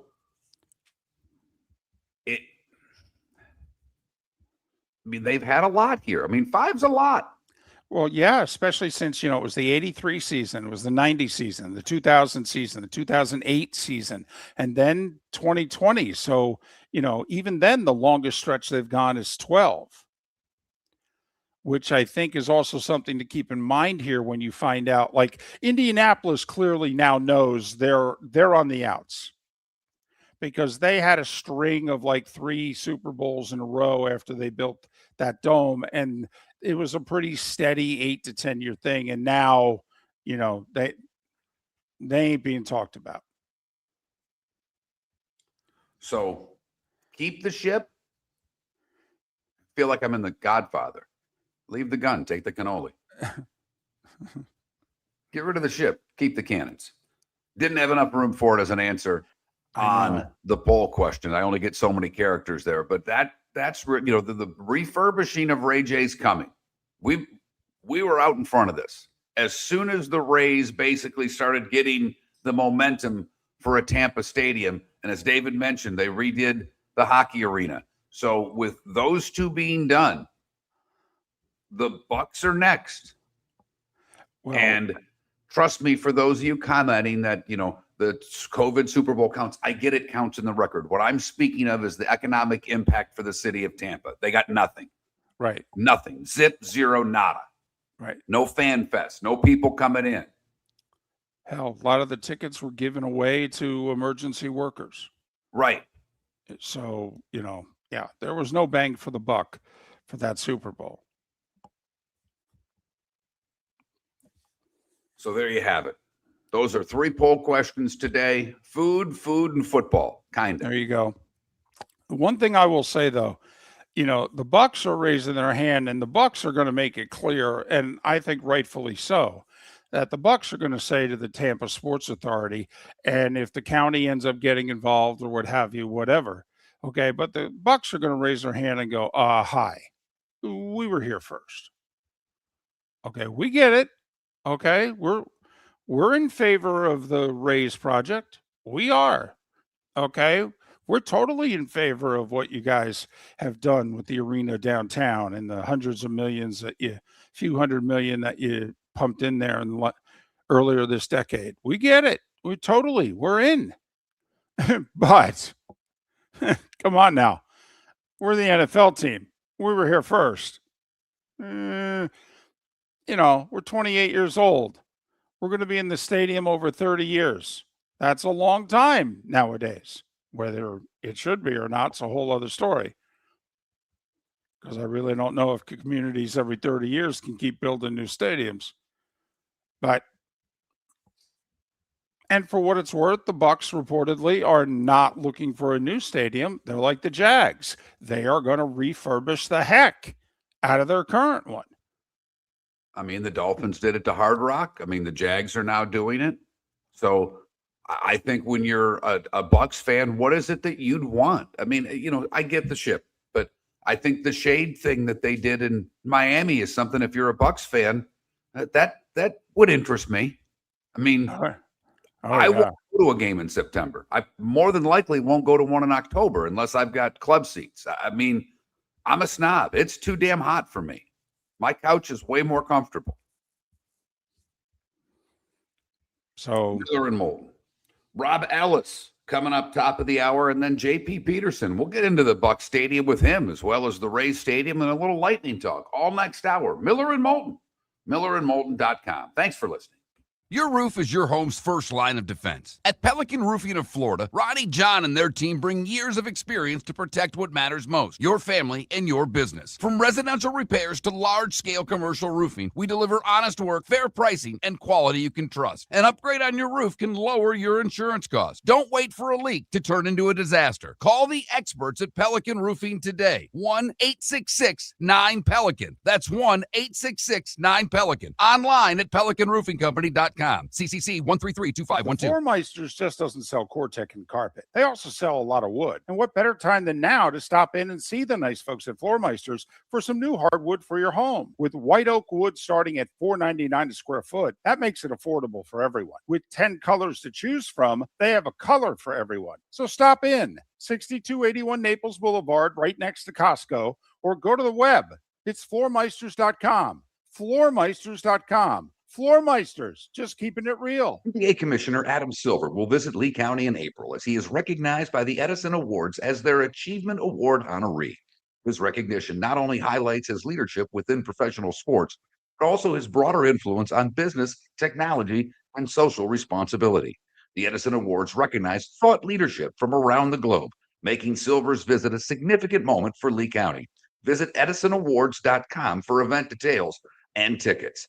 Lee County, building a better community through business, sports, and tourism. Mark Miller for Sleep Treatment Direct. They are helping me with sleep apnea. And by helping me, I mean curing me. No more CPAP machine, no more snoring, no more tossing, no more waking up exhausted. Their expert team got me the right treatment, fast and hassle-free. If you want to feel energized and get rid of your snoring, call Sleep Treatment Direct today. 444-1741. That's 239-444-1741. Sleep Treatment Direct. Sleep safe. And Sam. American Paint Supplies, celebrating 30 years in Naples, is proud to be the exclusive Farrow & Ball dealer in Southwest Florida. The best thing to come from the UK since the Beatles, Farrow & Ball has the colors and paints at American Paint Supplies. See why all the designers and painters choose Farrow & Ball. For 30 years, American Paint Supplies provides the perfect pairing of service and expertise on 6100 Shirley Street in Naples off of Pine Ridge or online at AmericanPaintSupplies.net. American Paint Supplies is your one-stop shop for all your coating needs. The Cape Coral Police Department is growing, and they want you to be a part of it. They're hiring new officers. Starting pay is between $74,000 and $90,000, depending on your experience. And with a $10,000 hiring bonus, you could be making $100,000. Enjoy paid holidays, off-duty details, plenty of OT opportunities. They're also hiring dispatchers and professional staff. So go to CapeCops.com. CapeCops.com. Be brave, be best, be Cape. This is Miller and Moulton.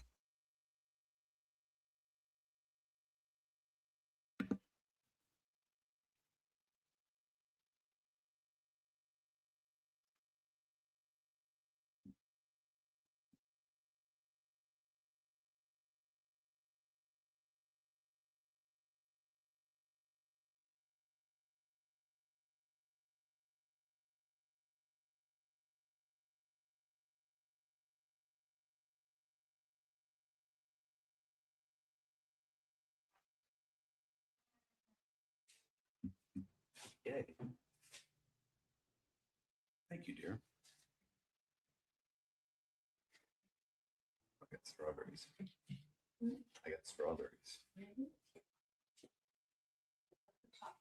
You are so sweet.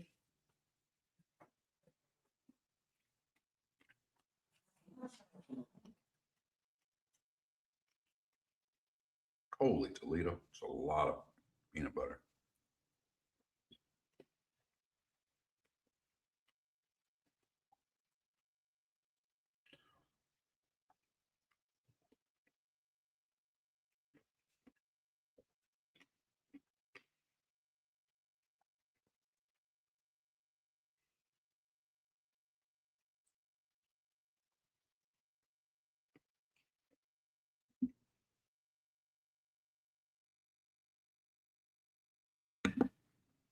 Dutharian, I didn't see it. Did he get, it's a bad call, or did he get hit with the foul tip and then you know where? What would help me out here? I missed it.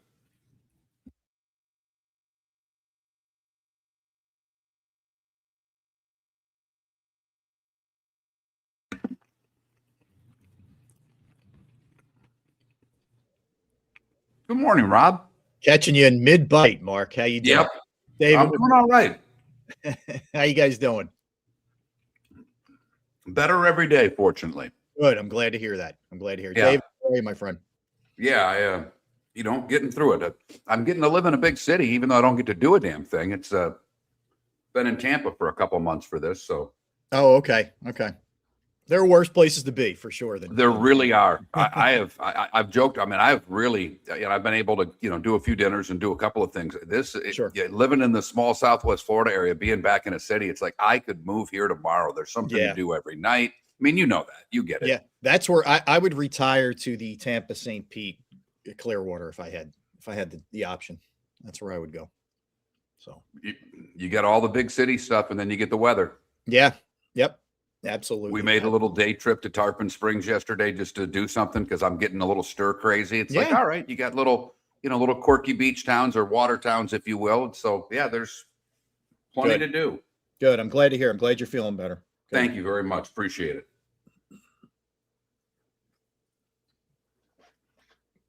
I can't hear you, Dave. I think you're muted, David. Yeah, David is muted. There it is. David's got his Masters shirt on. I like it. Kinda. Getting ready. Yeah. If you retired to Tampa St. Pete, you'd spend 4 or 6 weeks in Clearwater, wouldn't you? Correct. I'm an easy reveal. Yeah, I would. I would absolutely. Yeah. Yeah, it's a fun ballpark. Baycare's Yeah, I agree. I think the Phillies have a nice setup there. Yeah, they've done a good job down there for sure. What's been hot? What's hot today? Stadium stuff here.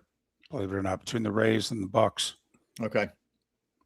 Yeah, I saw you guys with some of the cannon talk and all that kind of stuff. I always thought the Bucks stadium was pretty cool.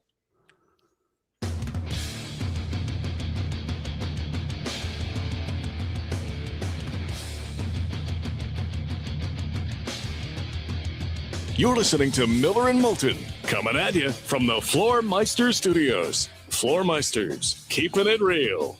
And now, here's Mark Miller and David Moulton. Halfway home, at least in Jacksonville and Tampa, St. Pete. Final hour of the show in the 239 Punta Gorda, Port Charlotte, Venice area. Live Oak, Lake City, and surrounding areas. Miller and Moulton, millerandmoulton.com, Miller_Moulton on X. One of our favorites joins us, Rob Ellis, WIP in Philly. He's still handing out winners, by the way. A couple of sites in Florida that you can't access. Okay, but Bet Parks and a couple of other places, he's still handing out winners. For you that like to wager, you could check them out there, and then you probably have to go elsewhere to actually make your bet. You can follow Rob on X at R.Ellis Sports. Good morning, my friend. How are you? I'm doing well, guy. Checking in from the 610. That's where I am right now, aka Delco, which has gotten its own notoriety of late. But yeah, doing well, guys. Yeah, doing well. It's good to see both you guys. Well, great to have you on. And Rob, there's plenty of things to talk about in the Philly sports scene, but I do want to get to something that David and I have been harping on, because I guess you kind of have to. You have to watch the 76ers. It's part of your job to pay attention to your teams. But we're not in an NBA market, and the NBA is not super popular anywhere where we do our show. But we have complained a lot about the product. Yep. That just night in, night out. The playoffs are great, and we hope that the playoffs, when everybody starts going, they look like they could be really good in both conferences. But as someone who's watching the Sixers night in and night out, just how tough is it to watch a product where one night a team, seemingly every night, a team's getting blown out by 20, 30 points, and the games look rather uncompetitive, and your team, as much as anybody, is Jekyll and Hyde every night. So to watch the Sixers on a nightly basis, the product, how difficult is it to want to pay attention to? It's funny you bring this up. I had this exact conversation with my son last night, who's a diehard NBA and Sixers fan. I said, I'm talking a notch above a casual fan. If you ask them on a given night to watch the Washington Wizards, who we had to watch last night because that's who the Sixers played, you couldn't name one player on the floor for that team. That can't be a good thing. It can't be. It's got to be a repellent if you're flipping around and or trying to watch a game. It's bad. And Silver better get a hold of this thing somehow, some way. He's doing a lot of talking now, a lot of chest puffing now, but he created in a lot of ways this monster and has fostered it and allowed it and enabled it. It's a big, big problem, guys. And you're right. I mean, the Sixers we're doing this on purpose for a long time, and we're sort of the precursors to what it's become now. But no, it's not good for the game, and they recognize that. And the answer in a lot of ways is let's expand. Let's put more guys nobody knows out there. 2 more teams, not 1, not 2, not moving teams from markets that don't care. Let's add 2 more to it. It's absolutely an issue. It's an epidemic in that league, and you have teams like the Jazz who are giving the middle finger to the league with what they're doing. Well, not to spend too much time on this, but we brought it up recently. Could you imagine if David Stern were still commissioner and he had teams that with 10-point leads with 5 minutes to go were taking their starters out of the game, putting their backups in to lose because they want to make sure they keep their draft position? I mean, we think he might almost put them out of existence. He would have been so mad. But the reason why we reached out was also this ongoing Eagles soap opera. Is it truly a soap opera, or is this just the media with nothing to talk about for 6 months and they're making something out of nothing? Now Jalen Hurts is the problem. He's not a team player, okay? And there's real dissension. How much of this, Rob, is real? I'll start with this. I think your point leading up to the direct question is dead on, David. To me, I look at this and, you got to fill the vacuum 24/7. Look, you guys can relate. You do a daily show, but you got to fill the void every single day. And there are so many different people nationally and locally who cover an NFL team, especially in big markets. And it's about creating content. It's about putting something out there. And in some ways, it's about one-upping people. Now, I'm not disparaging in any way, shape, or form ESPN's story because I know both of those guys. I especially know Tim McManus, but Jeremy Fowler is a very established guy. You guys know that. Yep. So I'm not in any way knocking it, but it's a part of that beast. And what happens when it's April, when it's a little bit slower, when we're not at the draft yet, when we're not at camp yet, when free agency has cooled off. It's why the timing of it is what it is. So to answer your question, there is always a soap opera. And let's face it, it's Philadelphia. It just never ends. It is perpetual. Okay. And which is, I'm not complaining because it helps makes things interesting. But what's really going on, in my opinion, in a lot of ways, is a little bit of a lot of things. So I think Jalen is stubborn to a degree and comfortable in certain things. That doesn't make him, abnormal when it comes to any quarterback. Certain quarterbacks like certain things. But what happened last year, guys, was a clear indication that change needed to be had.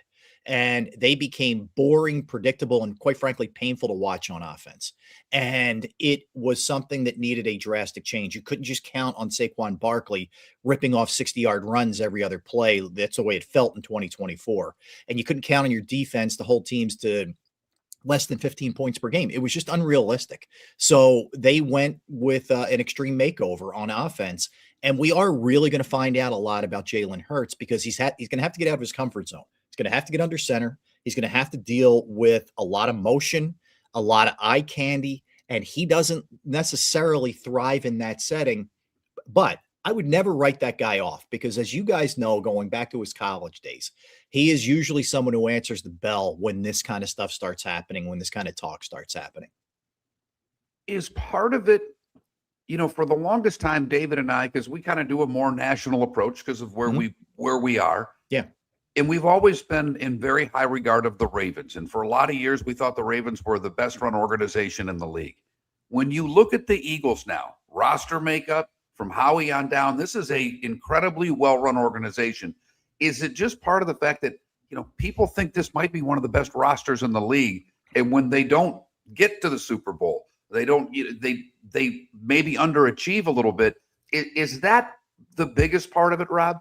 Yeah, it is. And I appreciate the frankness from Howie Roseman. He'll tell you the same thing. Nobody was pleased with just winning the division and just getting to the playoffs and getting bounced in the first round. It's Super Bowl or bust. And I think one of the things that people do have to take into account, and I say this all the time, and I draw the parallel with the Phillies. They look at the roster and they see Bryce Harper and Trey Turner and Kyle Schwarber and JT Realmuto, and they say, my God, this team should score 8 runs a game. Maybe they're not the same guys they were. Maybe that's the case, and I think with the Eagles offensive line, and this is a big part of this, guys, Lane Johnson missed significant time, future Hall of Famer. He's coming back, but Lane's getting up there. Landon Dickerson almost retired this offseason at 27 years old. He was banged up. Cam Jurgens was on the Bussin' with the Boys podcast and said a disc broke off of his back, wrapped around his sciatica, and was strangling his leg. I can barely get upstairs after I do this hit with you guys. And he's out there dealing with 350-pound guys. If your offensive line is not right, I don't care who you are. I don't care what kind of quarterback you have. You're going to be in trouble. And a lot of the issues the Eagles had offensively, yes, they were predictable. Yes, I think they missed on the offensive coordinator.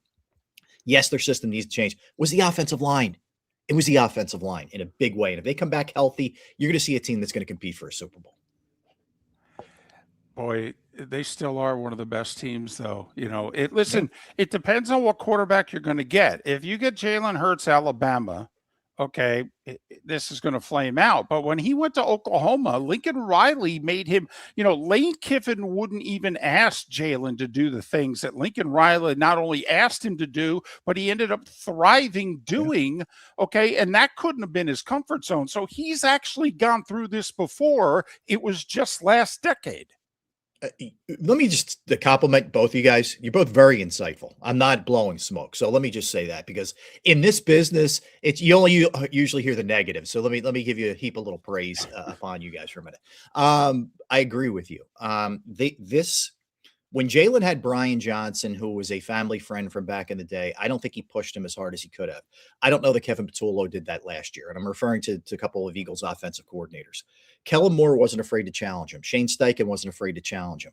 I think what's going to be interesting, the dynamic with Sean Mannion, who they hired, who comes over. He's only 33 years old. He's never been a coordinator, but he did play 9 years in the NFL, and he played under guys like McVay and Kevin O'Connell and Dave Canales and Kyle Shanahan. He's from that tree, hence the extreme makeover on offense. The biggest thing he's going to need to do, in my opinion, even though they're pretty close in age, is challenge Jalen. And he's going to have the support from Nick Sirianni and everybody above him to push him. You know what? It's fine. I understand you may not be comfortable with this, Jalen, but this is what we're going to be doing. And this is how we need to succeed. That's the key to this whole thing. And I think Jalen will be receptive to it. I really do. I think he'll be someone who is willing to try. But make no mistake, guys, this is a critical year for him contractually. It's a critical year for him to show that he can do something different offensively. All right, A.J. Brown. I believe that Howie Roseman is just saying, hey, I'm not trading him because I haven't gotten a good enough offer yet. I think that's the code there. Do you think A.J. Brown is an Eagle next year? No, I think he's a Patriot. I still think this is going to happen. I think Howie's slow playing this, as he should. Why panic and jump at anything? It's advantageous to do it technically after June 1st. We'll see how they work this out. I think that's a big thing. It's $10 million less on the cap. And I still think New England views their offensive roster as not being good enough in terms of playmakers. Vrabel loves them. There's too much smoke there with New England, in my opinion, for there not to be fire. Just because it hasn't happened yet doesn't mean it's not going to happen. Howie's not afraid to wait this thing out. So I don't think he's an Eagle. I think it's unfortunate. He's been paid a ton of money. He's put up big numbers. He's won championships, and it's still not enough. So, but I also think he's kind of checked out. And when you get a player that checks out, you got to move on. Diva wide receivers, baby. Got to love them, and then you got to move them. He's Rob Ellis, WIP in Philly. Follow him on X, R.Ellis Sports, R.Ellis Sports. He makes picks every night. Okay, check him out. I have one for you today, David. Just go to R.Ellis Sports. All right, I got one. Late night NBA. You got to go and look. I'm not giving away the milk for free. You got to go. Absolutely. You got to go. I saw it. It's invest in the cow. Rob Ellis, WIP in Philly. R.Ellis Sports is where you need to go and get that late night NBA pick. Rob, all the best to you and your family. We'll talk after the draft. All right. My pleasure, guys. Have a great day. Your roof is your home's first line of defense. At Pelican Roofing of Florida, Ronnie John and their team bring years of experience to protect what matters most, your family and your business. From residential repairs to large-scale commercial roofing, we deliver honest work, fair pricing, and quality you can trust. An upgrade on your roof can lower your insurance costs. Don't wait for a leak to turn into a disaster. Call the experts at Pelican Roofing today. 1-866-9-PELICAN. That's 1-866-9-PELICAN. Online at pelicanroofingcompany.com. CCC 1332512. Floormeisters just doesn't sell Cortec and carpet. They also sell a lot of wood. And what better time than now to stop in and see the nice folks at Floormeisters for some new hardwood for your home. With white oak wood starting at $4.99 a square foot, that makes it affordable for everyone. With 10 colors to choose from, they have a color for everyone. So stop in, 6281 Naples Boulevard, right next to Costco, or go to the web. It's floormeisters.com. Floormeisters.com. Floormeisters, just keeping it real. American Paint Supplies, for nearly 30 years, is your one-stop shop for all your coating needs. If you are a designer, a contractor, a professional painter, or a weekend warrior, American Paint Supplies is the place where experts go to get expert solutions. At 6100 Shirley Street in Naples off of Pine Ridge, American Paint Supplies delivers the best solutions with the best products with the best support. Meet Gene and his team today at American Paint Supplies. Call 239-566-2700. That's 566-2700 or online at PA AmericanPaintSupplies.net. Commissioner Adam Silver will visit Lee County in April as he is recognized by the Edison Awards as their Achievement Award honoree. His recognition not only highlights his leadership within professional sports, but also his broader influence on business, technology, and social responsibility. The Edison Awards recognize thought leadership from around the globe, making Silver's visit a significant moment for Lee County. Visit EdisonAwards.com for event details and tickets. Lee County, building a better community through business, sports, and tourism. This is Miller and Moulton.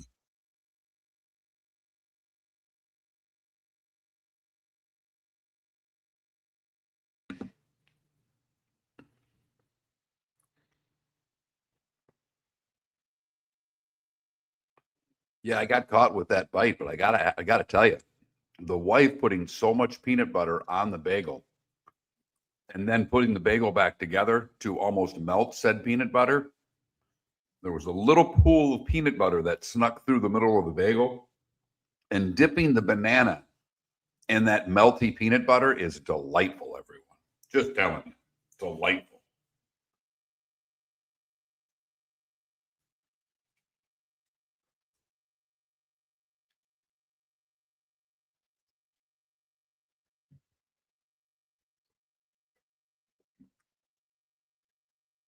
I apologize for eating on the air, but I have no real choice.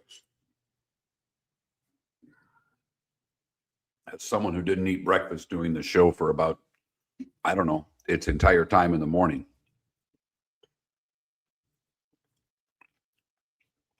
Left Twix.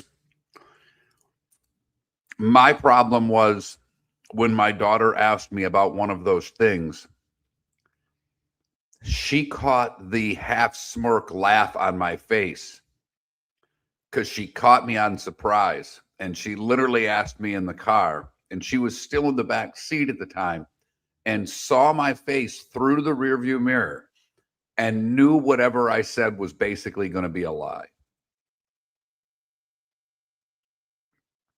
So I got nothing. I've got nothing for you, Left Twix. Although I will say, now that she's aware of all those things and asked for an Easter basket this year, we had a little fun with her.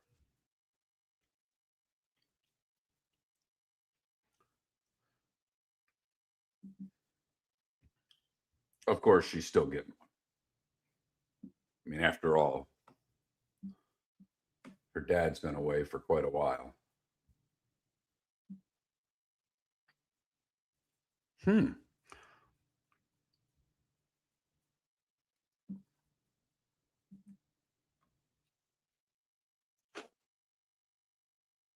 Yeah, Wes, that's a fascinating story. That's all I will say. It's just, other than that, I have no comment.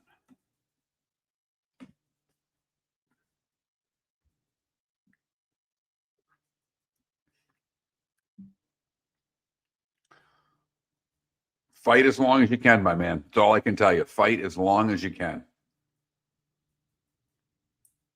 For her sake, too.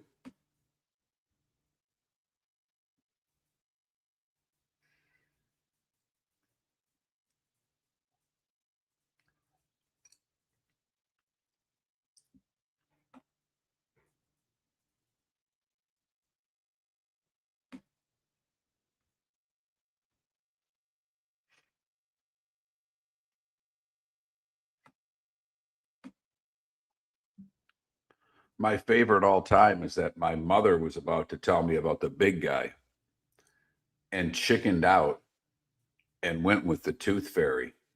And I was distraught. I mean, I was ticked. That was cash, man. I don't think I was any different at 9 as I am now.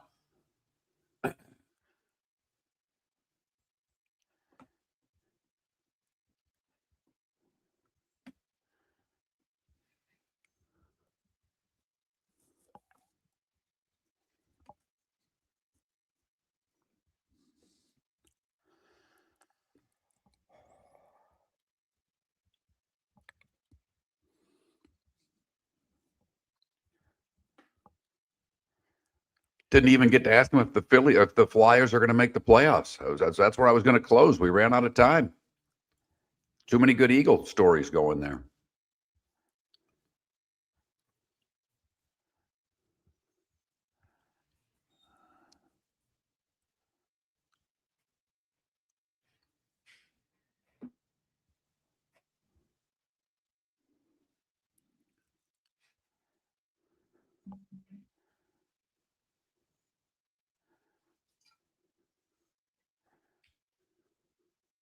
No, they never will, Left Twix. They will not.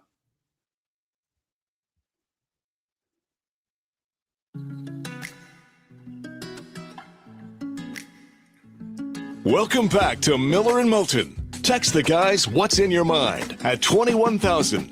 That's 21000. And now, here's David Moulton. 21 minutes past the hour. Miller and Moulton, millerandmoulton.com, Miller_Moulton on X.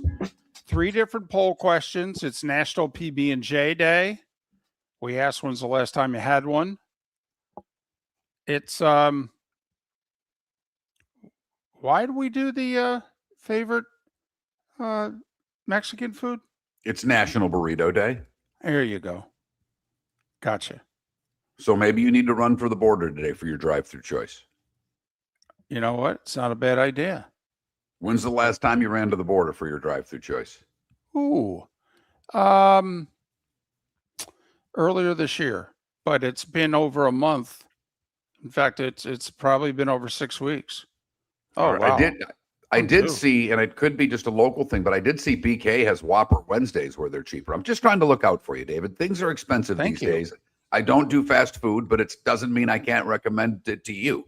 Thank you. And I have to admit, I don't necessarily buy fast food because of the price, which I know is probably surprising because a lot of people probably, when they do fast food, they do it because they've seen an ad or heard an ad, and it's like, oh, this is on special. I don't. If I'm hungry, I just get what I want. Sometimes I stumble into it and go, oh, wow, really? You got a special? But thank you, though. I do appreciate that. You are looking out for me. Why do you do it? For the drive-through? The convenience? Or do you like it? Do you prefer fast food to other food? Yeah, I go there because I want a double cheeseburger, or I want a burrito, or 3, or because, by the way, minimum 2 double cheeseburgers, minimum 3 burritos, where we're making a run for the border. I mean, minimum. Just throwing that out there. And the third question, we got to talking. Rick Stroud, Tampa Bay Times, did a story that what we had said, by the way, for months, that, hey, if the Rays are going to need money for a stadium, the Bucks are being very polite, but how long is it going to be till they walk in a room and go, hey, remember us? Well, apparently that's going to happen next week. And meeting with the Tampa Sports Authority, and, you know, the stadium's 28 years old. By the time they refurbish it, it'd be 30 plus years old. And they've got a 5-year extension to their lease that they can re-up in the next 10 months, Mark. Basically, they have until the end of January of 2027 to extend it 5 more years. And then the Bucks will probably go, by the way, that's it, though. We need what we need in order to stay. And we just got to talking that, hey, if you're Tampa, aren't you calling the NFL and going, hey, we know we're not on your A list for Super Bowl cities anymore. What would you want us to do to get that Super Bowl that you owe us? Wink, wink, nod, nod. And we got to wondering, what if they had to increase the capacity? Because the capacity is in the low 60s. And Mark said, well, then they might have to get rid of the ship. And I was like, oh, damn. That's going to lead to a brawl. And Mark said, well, let's make it a poll question. To get a Super Bowl, would you get rid of the ship? Yes or no? And our votes on X, for whatever reason, I don't know if you guys have all just dropped it for one reason or another, because like we're getting 10% of what we were getting. But I know. It's about 50-50. It is. I will say I am impressed with the amount of PB&Js you guys eat. Just the The Pelican Roofing of Florida text line by itself has blown me away at the number of adults that eat PB&Js on a regular basis, because I had no idea, none whatsoever. I haven't had a PB&J since I was a kid, and I don't think I'm a weirdo. My dad didn't like them, so we didn't have peanut butter in the house ever as a kid. Wow. Ever. Wow. The first PB&J I had, I was a freshman in high school, and it was my buddy's mother who made them because she picked us up from school and she was taking us to golf practice. And she made a couple of PB&Js, so we had something to eat. I had never had one, and I'm in the car going, what the hell is this thing? And you don't say anything. Right. And I took a bite and I went, damn, this is pretty good. Yeah. I like this. Right. And that was my first PB&J. And I don't think past college I ever had another one. Like my daughter eats them. I've made them for my daughter. And maybe I've had 5 as an adult. Maybe. So you don't, when you're making her a PB&J, then just make one for yourself? No. Well, don't say it like that. No offense. The majority of us do. I mean, I don't. Okay. It's a lunch thing for her. I was making her lunch for school, and I'd make a PB&J for her. So no, I don't make one for myself. Okay. I really don't think. I mean, I had about a 4 or 5 year span where I ate PB&Js, and it was other people making them for me. Huh. That's interesting. So you don't have a favorite peanut butter then? Yeah, Jif. Smooth, creamy, rather. Figures. Boy, what are you, a Skippy Crunchy guy or something? Well, I'm not a crunchy guy. No, I think that's a misdemeanor. I think eating crunchy peanut butter. I really do. Okay, but no, you're not a connoisseur of peanut butter, so I just don't think highly of Jif. That's all. My wife loves it. My wife loves peanut butter. She actually has like a long spoon specifically for her. It's a peanut butter spoon. And when she needs a sweet treat, like if she's got a craving for something sweet and we're trying to be good and there's not a lot of sweets in the house, she grabs said spoon and gets a big chunk of peanut butter and eats it. That's an 8-foot comebacker for par. Applause. That's well done. That's a tee-ball that looked unplayable and you're getting up and down from the fairway and salvaging par. That's very impressive, young lady. That is very well done. So yeah, I mean, you guys are doing PB&Js. That's great. I'm blown away by how many of you eat them. Yeah. Like it's knocked me out today. Yeah. Guy in the text line said I had 2 last week. Yeah. Cheap, easy, tastes good. What's the problem? What's the issue? Bada bing, bada boom. And I'll probably piss people off with this statement, but I don't have a lot of white bread in my house, and I don't know if I'd want PB&J on anything but white bread. Like a PB&J on wheat bread doesn't even sound right to me. Okay. Bread's bread. If you say so, I'm not going to argue with you. All right. You're getting upset with me, so I'm going to leave it alone. No, I'm not. No, but very interesting. You're the first person who I've ever had a conversation with who didn't eat peanut butter and jelly sandwiches growing up. And you explained it simply, your dad didn't like peanut butter, therefore your mom didn't have it in the house. I get it. It makes all the sense in the world. But I had literally never heard of that. I'm like, wait, you grew up without peanut butter and jelly sandwich? Like the cheap sandwich that I had, if you will, like the no meat sandwich that I had as a kid would be a American cheese and mayonnaise, a cheese sandwich. I mean, that is something that I had as a kid. We did not have peanut butter and jelly, peanut butter in the house ever. Wow. But we, whether it was salami, a lot of bologna, David, a lot of bologna. Like I didn't grow up a rich kid, Yes. A lot of bologna. Yes. And mom would get the ring, but we had the meat grinder. Mom would get the ring bologna, grind said bologna up, grind a pickle up, throw some mayo in there. Ground bologna sandwiches were big in our house. I had a lot of bologna, not ground, but a lot of bologna sandwiches. Yes. But both, the Oscar Mayer bologna packet with those thick slices of bologna that are just awful. I had those, and I had the ring bologna and ground bologna. But PB&J it didn't make the cut in Miller House for whatever reason. JP Peterson next. The Cape Coral Police Department is growing, and they want you to be a part of it. They're hiring new officers. Starting pay is between $74,000 and $90,000, depending on your experience. And with a $10,000 hiring bonus, you could be making $100,000. Enjoy paid holidays, off-duty details, plenty of OT opportunities. They're also hiring dispatchers and professional staff.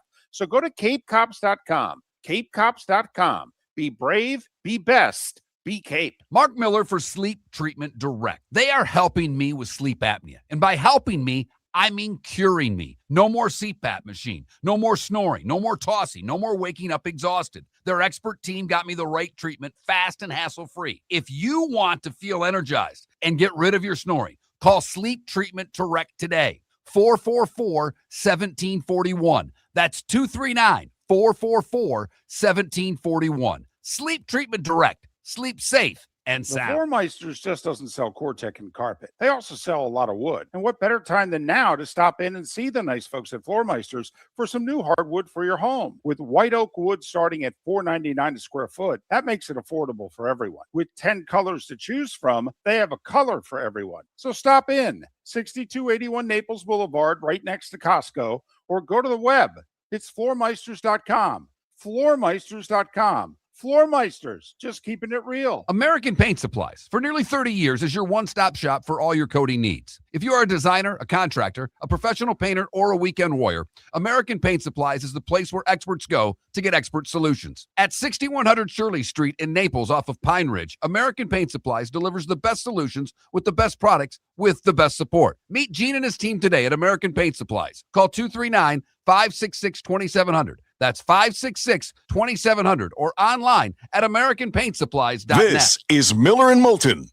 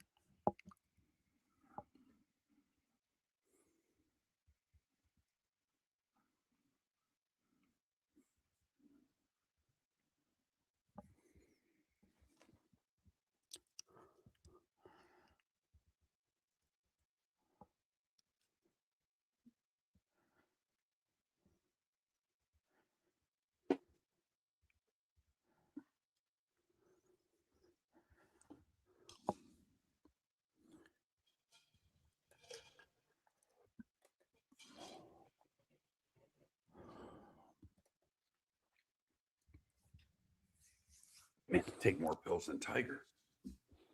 Ha ha ha ha.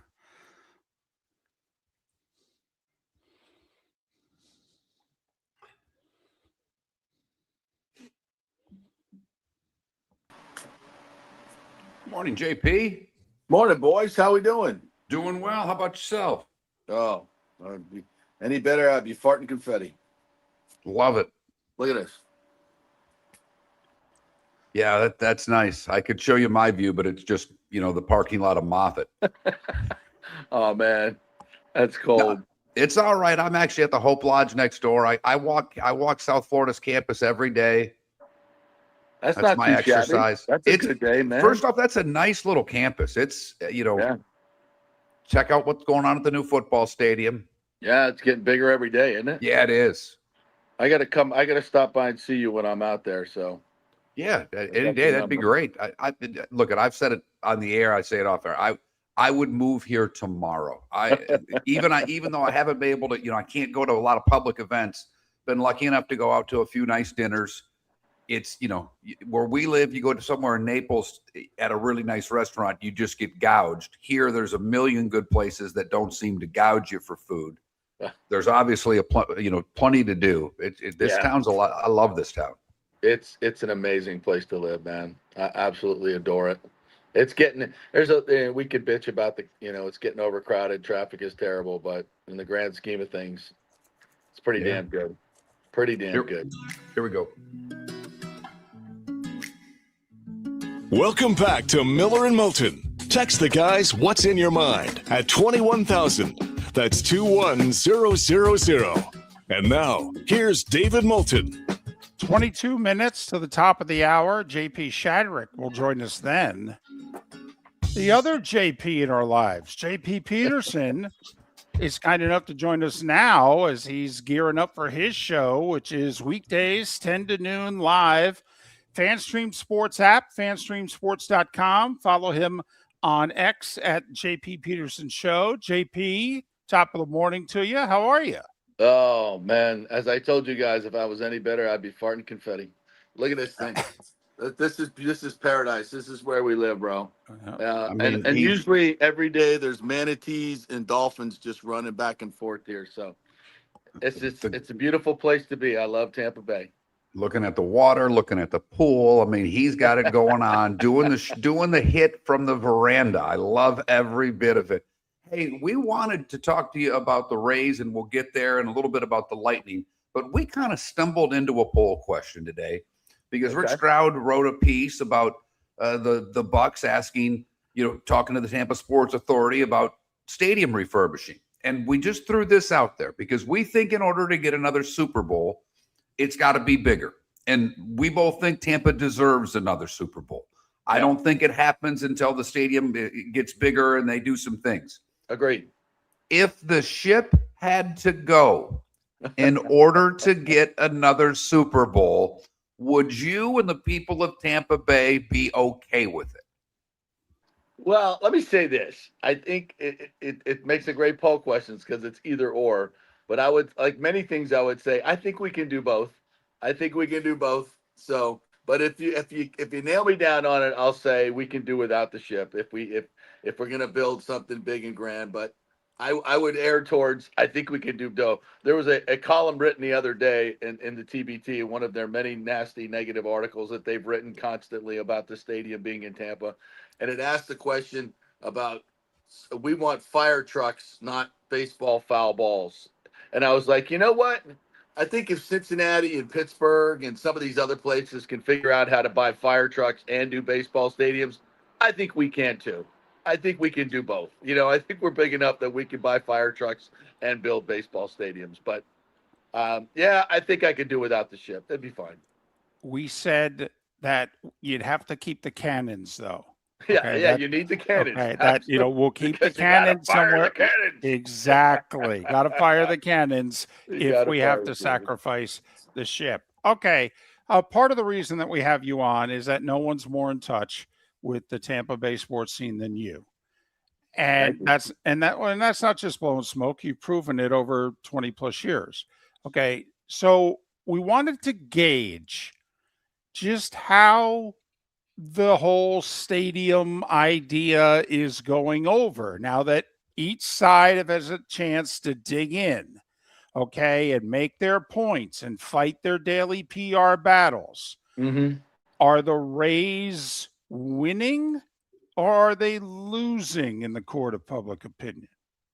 I think there's been a lot of negativity, as I said, in the TBT, and as you guys know, social media is a place for negativity, and that's where it goes. I think behind the scenes with the city commissioners and the county commissioners, who are the people that count, frankly, I think it's still very positive. I think they see the framework for a deal, as Alan Clendenin has said, who's on the TSA board and the city commission, and others have said that are in the similar positions.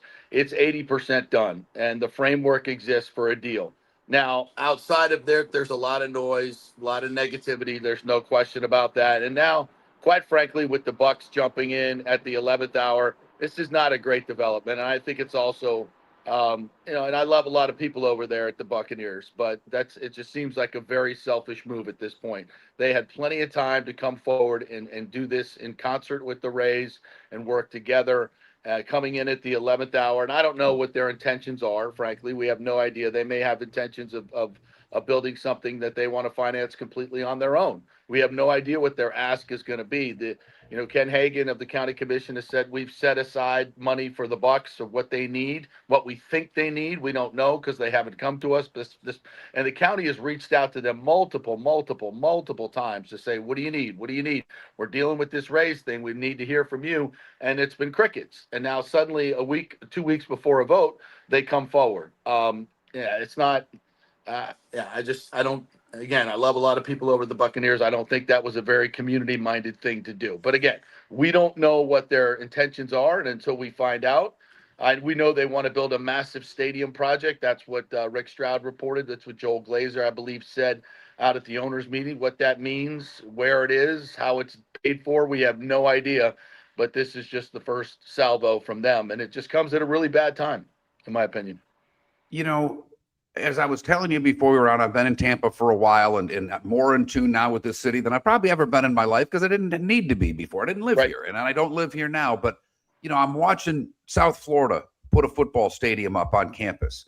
Yep. When you go downtown from when I used to go to Lightning games, and I've not been to one in a long time, but I've been downtown a handful of times. It's amazing the growth in such a short period of time. And a lot of that has to do with the owner of the Tampa Bay Lightning what he's developed in and around that stadium. We have a baseball owner who said he not only wants to build a stadium, but is trying to emulate what they've done in Atlanta to build up the area around it.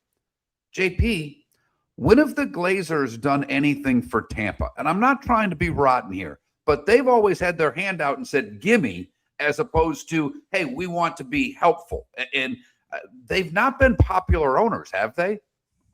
I think that's turned around, frankly, from the original stadium debate of 30 years ago, where they were vilified and probably rightfully so, because I wasn't here for that whole debate. I got here just afterwards, after the stadium was built. But the people I work with, like Chris Thomas, were very critical of the way the Glazers handled that situation. They were supposed to pay for half the stadium, and there were thoughts that they would, and they never did. And the deal that they got was a really, really sweetheart deal. That being said, we paid $190 million to build Raymond James Stadium. And what did we get out of it? We kept our NFL team, which is immeasurable in terms of the growth of Tampa Bay. Imagine what we would be if we'd have lost our NFL team in 1996. Are you kidding? And gone to Orlando. Orlando would be what Tampa Bay is right now. Not that Orlando's bad, but it's not what Tampa Bay is. So I think it was the greatest investment we ever made. I'll say that. And I think the Glazers have done a great job in the last 10 to 15 years under Brian Ford of really turning around their community perception and PR in the community. They've done a lot of great stuff with the Glazer Foundation. They've really done a great job in the community. I think the last 10 or 15 years that the kids have kind of taken over. And I think that's been a huge part of it. Brian, Joel, and Darcy, I think, they're the most visible ones here. I think they've done a fantastic job. So I don't want to hit them too hard because I think they've been good owners through the Brady years. Right now, I'm questioning what their financial commitment is. Right after a very very mid free agency where they went bargain basement. Right, I mean that's not debatable, and they've really not done a whole lot of expenditure. So right now, I think it's a bad time for them. I think it's a bad time for them, and they need to come out and be very upfront about what their demands are, where they stand with the Rays, and that's usually not their bag. They're not out front answering questions. They don't like doing that, and I think this is an incredibly important time for this area and future growth of this area. And what the Glazers can bring to the table, along with this Rays group, is incredible. If they work together in that area to do something for the community, that's going to be absolutely a generational transformation and take us from what I think is just below a big city tier to right in that conversations with the Dallas, Atlanta, and New York, all these places that host these incredible events. And who hosts it better than us? They don't have this. Dallas don't have this. Even this is incredible. And I want them to work together. I don't want them to be working apart. That's just dumb. Well, and then quite frankly, Tampa is probably going to be competing with Miami because you figure they're going to come to Florida every 5 to 8 years for Super Bowls, but they're probably only going to pick one city. And right now, Miami is certainly in the lead. Quickly about the Bucks before we go lightning. Did they make a mistake bringing Bowles back? There's a lot of noise from people who are leaving, kind of like, Todd Bowles has run its course, blah, blah, blah. Okay, you in recent days have talked about how the ownership just loves him, but are they mistaken? I think they are. And I love Todd, and I hate criticizing the guy because he's such a good dude, and I root for him so much. I just think the world of him as a human being. I really, really do. But as a head football coach, we've got 8 years now of real time data to look at. 4 years with the Buccaneers. He's a 500 coach. That's what he is. And if you want to be mid and you're accepted you can talk about divisional championships in this time of your schedule is 6 games in the division. The rest is against the NFL, right? And those division championships really don't need much to me. They're a 500 team. That's what they are for 4 years. Are there other organizations around here that are keeping a 500 coach after 4 years? I don't see them. I see John Harbaugh getting fired. I see some very sick McDermott getting fired with much better records. Hell, Tony Dungy got fired with a much better record. So I think it's a big mistake. And all you got to do is look at Mike Evans. Mike Evans took much less money to go to San Francisco because he wanted to be a lifelong Buccaneer, and he left because of what's going on here. He doesn't believe in it. And most of that, Todd Bowles is the guy at the top, and Jason Light. They have to wear that. When your iconic guy who wanted to be a Buck for life suddenly leaves, and there's obviously lots of reports, and I've heard the same thing, that there was some friction with the organization with Mike Evans, that tells you something really, really wrong is going on. No doubt whatsoever. It's a Hall of Famer. It's a Ring of Honor guy. He's a special player, and he left to go to maybe the toughest division in the league because he thinks he's got a better shot there. That's tough to take. Hey, we've been all over Kucherov. David said he's the MVP. I think David's right. I think it's going to be tough for a few reasons. He's Russian, McKinnon's Canadian. I do think that factors in. But does John Cooper, in order to get Coach of the Year, does he have to win the division, be number one in the East? Because there's a guy that flat out deserves it. And I also think losing the Olympics to Canadian voters, even though it had nothing to do with the NHL, will factor into these votes, JP. I think everything you said is spot on. And now I'm going to say something that you might not like. Who gives a rat's ass? Fair enough. These are mostly Canadian hockey writers that are making these decisions. And at this point, I don't care. There's definitely a bias against Kucherov. There's definitely I don't know what the hell's going on with Cooper. The guy's been the best coach in the game. It's not even close. The records are what they are, but these are individual season awards. And sure, Lindy Ruff looks great. It's always going to go to the team nobody expected to do well that did well, right? It's never going to go to the guy that's done it for 13 years in a row, been to the playoffs 12 times, 5 finals.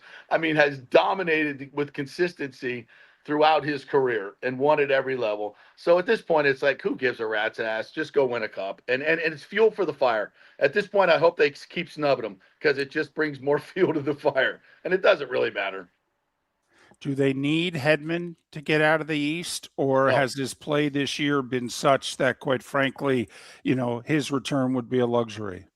I think his return might set them back because he's just not the same guy right now. And I don't know. We've all tried to find out exactly what's going on.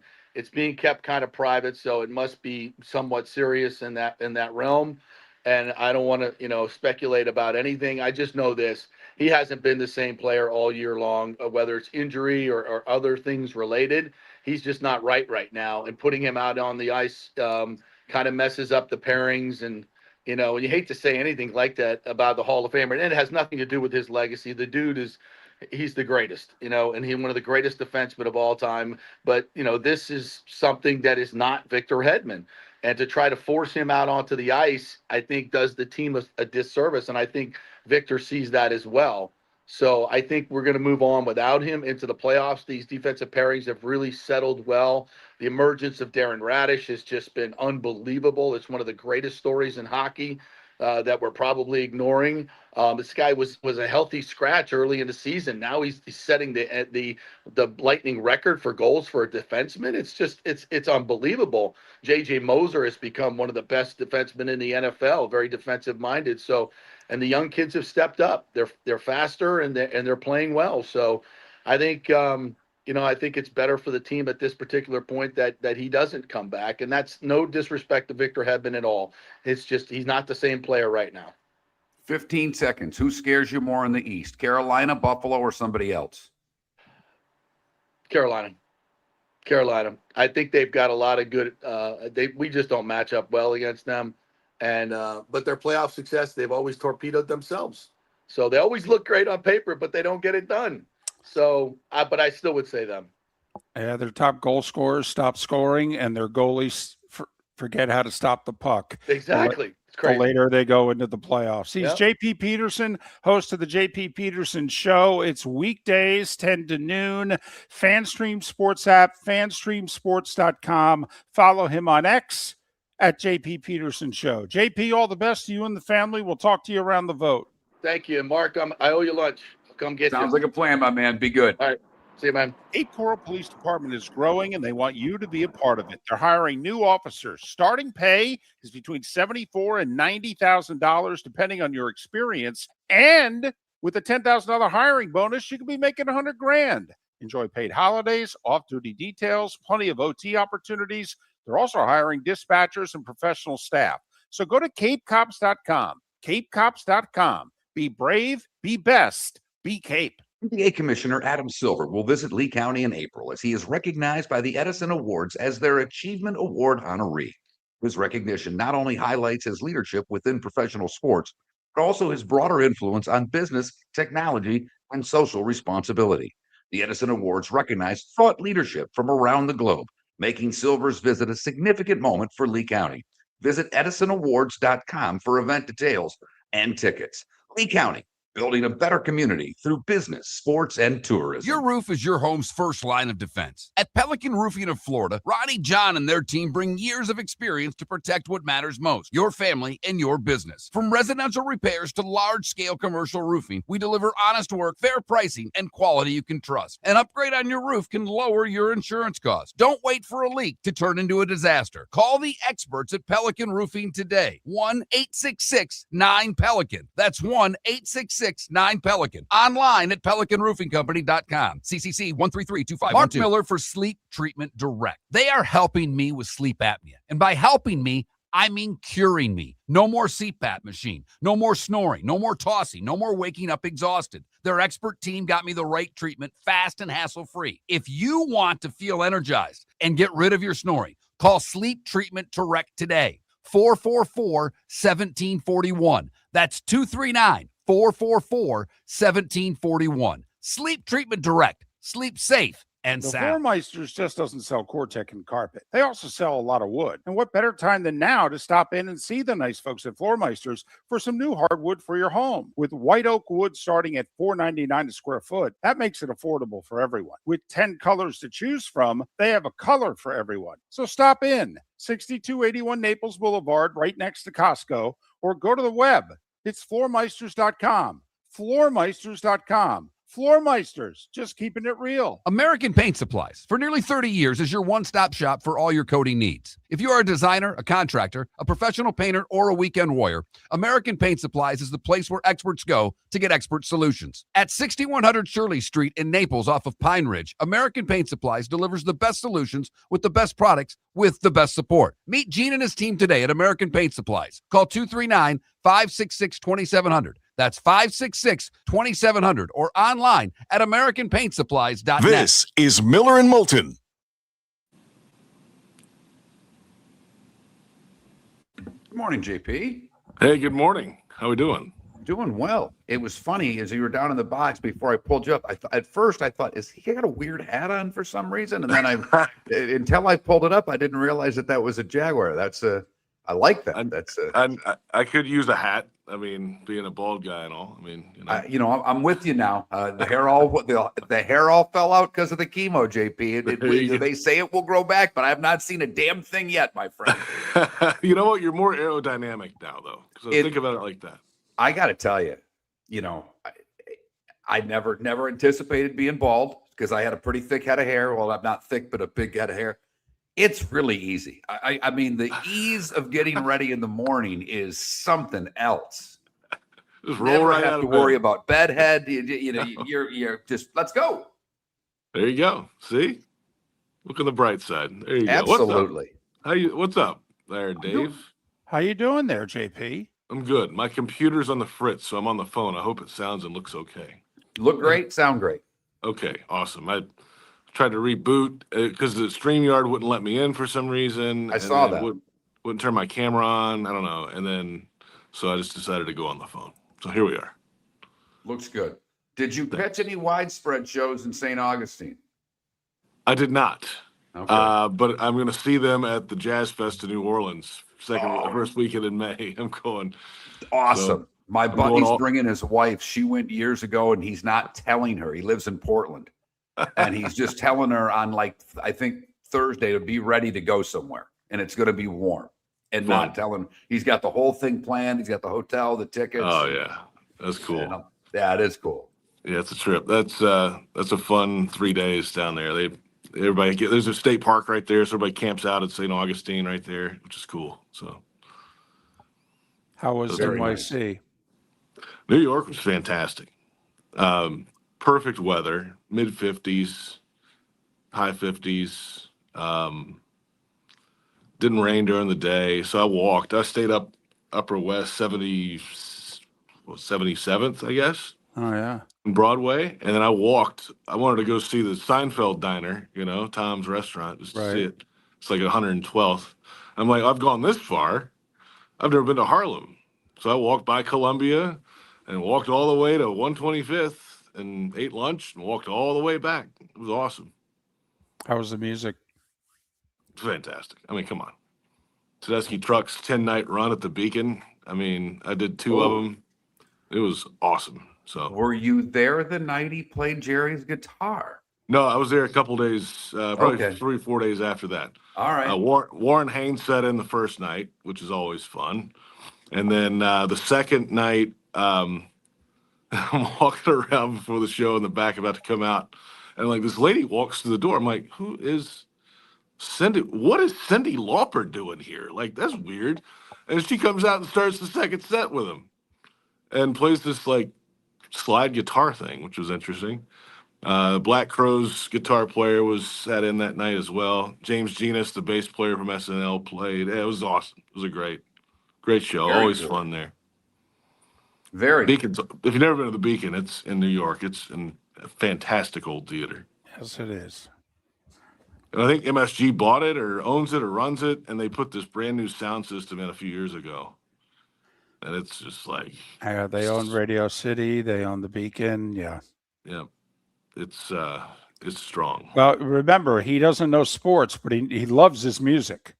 Dolan. I mean, Dolan, because he sees himself as a guitar player. Yeah.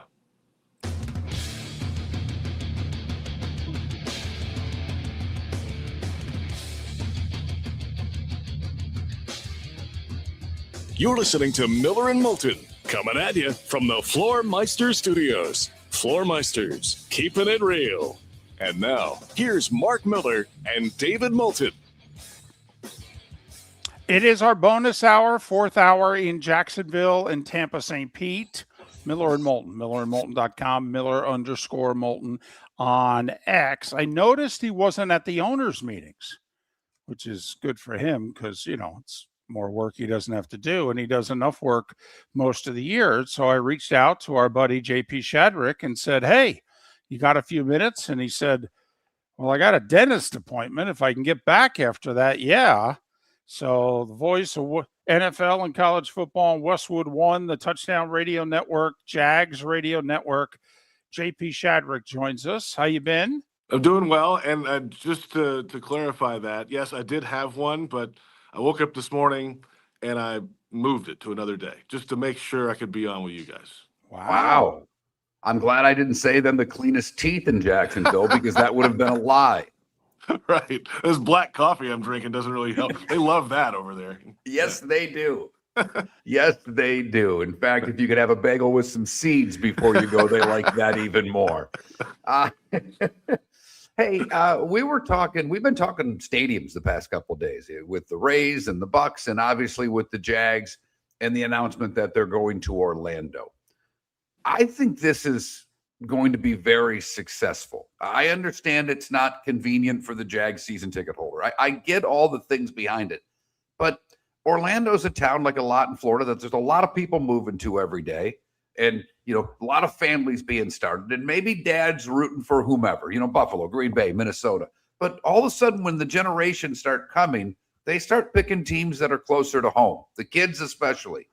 And Orlando seems to be a market that's probably got some Dolphin fans, probably got some Buck fans, and I don't know how many Jag fans they are. Is this an opportunity, you think, for the Jags to, I don't know, and particularly right now, they might be the best team out of the three in Florida, to take a little bit of a stronghold in the Orlando area?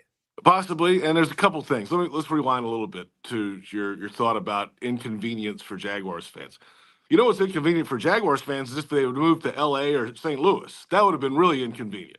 So to not have a year of games and get a brand new stadium after the fact, I think that's a fair trade. It could have been 2 years also, and they made it where, okay, we're going to do a reduced capacity in 2026, and then 2027 leave for a year. So all in all, I think this is a fantastic deal for Jacksonville fans because the team's here for 30 more years at least. And there's a brand new, or almost a brand new stadium coming along. Now, in terms of the Orlando market, the Jaguars do have a little bit of a footprint there. They're in the radio network. The TV games, the preseason games, I think are shown there as well. They've done some marketing efforts over the years there.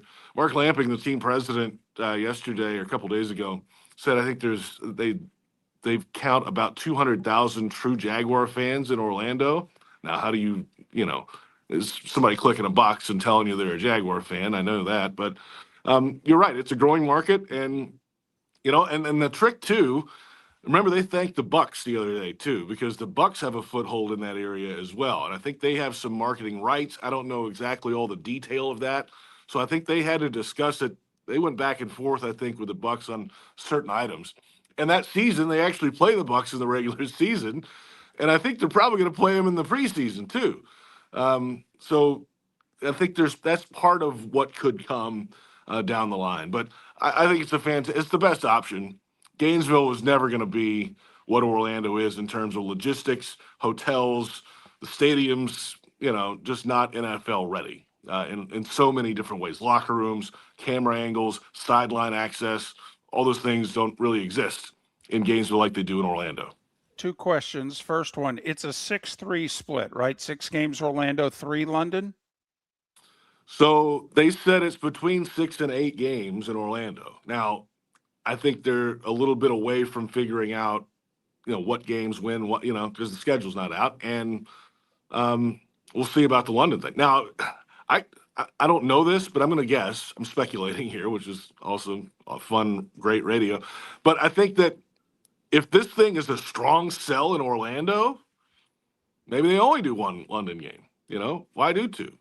I wouldn't be shocked by that at all. And so we'll see. I think that's what they said the other day, between 6 and 8. So that could change. I don't know. A little early for all that. And one other thing, we were texting. So the Jags have played division games in London because we were just trying to figure out, having some fun. Which games do you think they'd put in Orlando, and which games do you think they'd put overseas? You're scheduled to host both the Bucs and Dolphins that year. Would you host them in Florida, or would you send one or both of the? But you have said that they have played division games in London. Yeah, they beat the Colts over there probably the third or fourth year they started going. So 15 or 16, somewhere in that ballpark. And the Jags had been there a few years, and they understood the pitch at Wembley, which is still the actual grass, not the hybrid stuff they have now. And the Colts are slipping and sliding everywhere. And like Alan Hearns is weaving through defenders for like a 50-yard touchdown. So that was the Colts. And then the Texans had takeaways on the last 4 Jaguars possessions of the game and dominated the game a few years after that. Gardner Minshew started that game. So do the math on that year. I think it was 2019. Okay. All right. You mentioned having to work with the Bucs, and JP, we do 60 segments a week. So speculation is the key to talk radio. Without it, where the hell would we be? But if they indeed talked to the Bucs and had to get a little bit of permission or whatever it may have been to play in Orlando from the Bucs, if I were the Bucs, I'd say, yeah, we're playing you that year, and that game's going to be in Orlando. You can't move that game, which I think is good for both fan bases, isn't it? I think, yeah, especially if like either team, right? Dolphins or Bucs. Like, yeah, it's 3 hours to Miami. It's an hour and a half, an hour to whatever it is to Tampa from there. So that makes a whole lot of sense.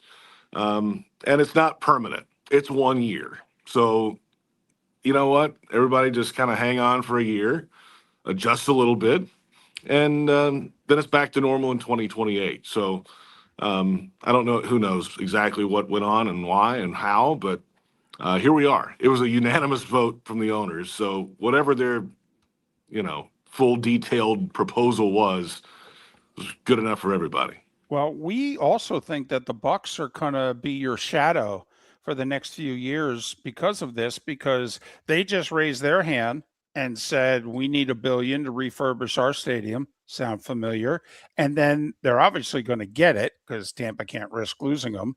Okay, so then while they refurbish it, where are they going to play? Is Tampa going to, say, in 2029, be spending a year in Orlando? So I have a feeling that the Bucs are going to be walking around your stadium going, oh, what'd you guys do here? Looks kind of nice. And then they're going to be, checking you guys out in Orlando going, so what restaurants do you go to? Because we're going to be there soon.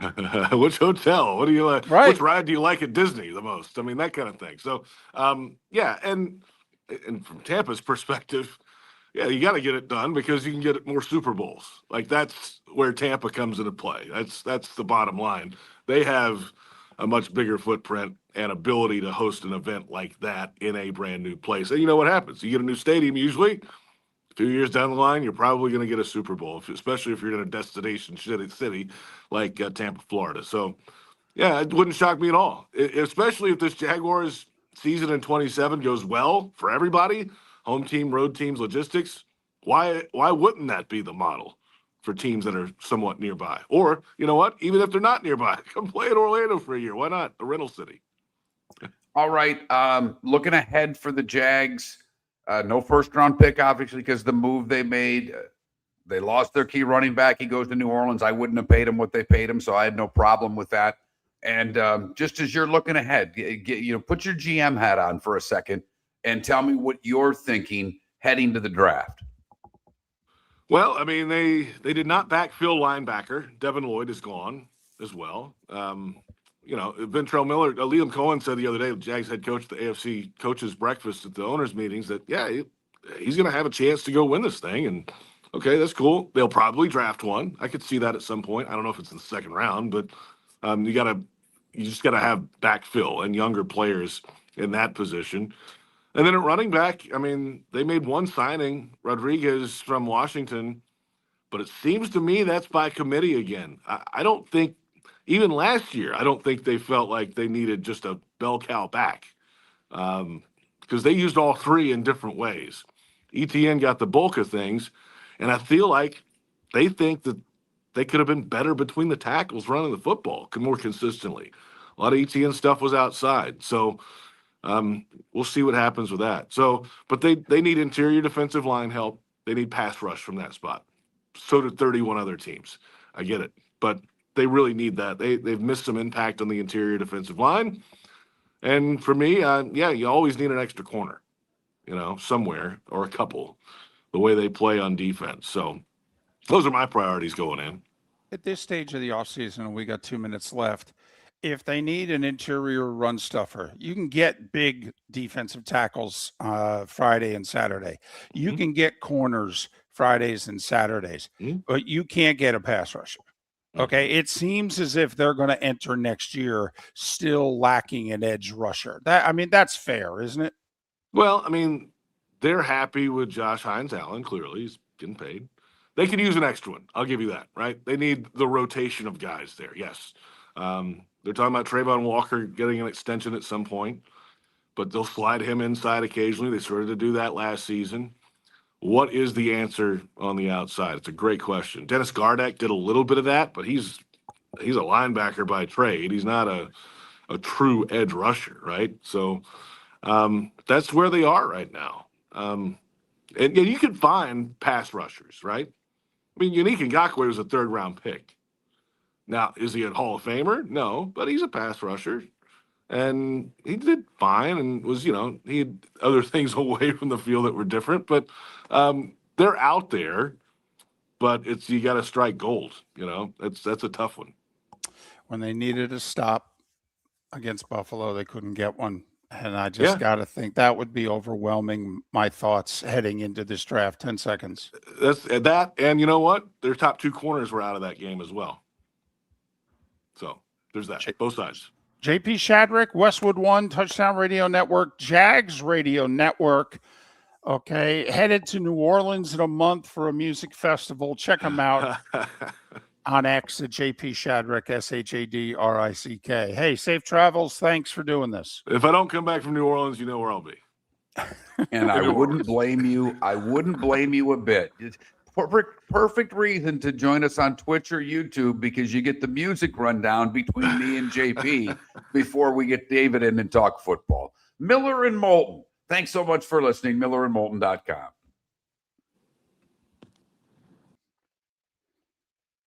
Your roof is your home's first line of defense. At Pelican Roofing of Florida, Ronnie John and their team bring years of experience to protect what matters most, your family and your business. From residential repairs to large-scale commercial roofing, we deliver honest work, fair pricing, and quality you can trust. An upgrade on your roof can lower your insurance costs. Don't wait for a leak to turn into a disaster. Call the experts at Pelican Roofing today. 1-866-9-PELICAN. That's 1-866-9-PELICAN. Online at PelicanRoofingCompany.com. CCC 1332512. The Cape Coral Police Department is growing, and they want you to be a part of it. They're hiring new officers. Starting pay is between $74,000 and $90,000, depending on your experience. And with a $10,000 hiring bonus, you could be making $100,000.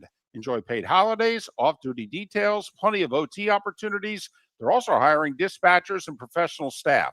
So go to CapeCops.com. CapeCops.com. Be brave, be best. Be Cape. American Paint Supplies, for nearly 30 years, is your one-stop shop for all your coating needs. If you are a designer, a contractor, a professional painter, or a weekend warrior, American Paint Supplies is the place where experts go to get expert solutions. At 6100 Shirley Street in Naples off of Pine Ridge, American Paint Supplies delivers the best solutions with the best products with the best support. Meet Gene and his team today at American Paint Supplies. Call 239 566-2700. That's 566-2700 or online at The AmericanPaintSupplies.net. Floormeisters just doesn't sell Cortec and carpet. They also sell a lot of wood. And what better time than now to stop in and see the nice folks at Floormeisters for some new hardwood for your home. With white oak wood starting at $4.99 a square foot, that makes it affordable for everyone. With 10 colors to choose from, they have a color for everyone. So stop in, 6281 Naples Boulevard, right next to Costco, or go to the web. It's floormeisters.com. Floormeisters.com. Floormeisters, just keeping it real. This is Miller and Moulton.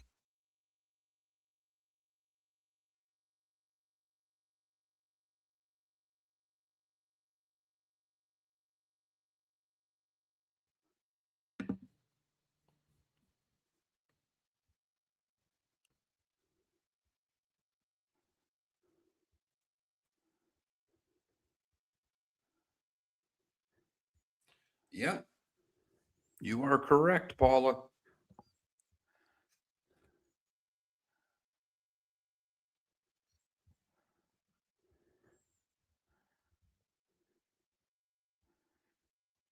Mike McCartney, the person reporting it, even getting credit from Adam Schefter, which in and of itself is saying something.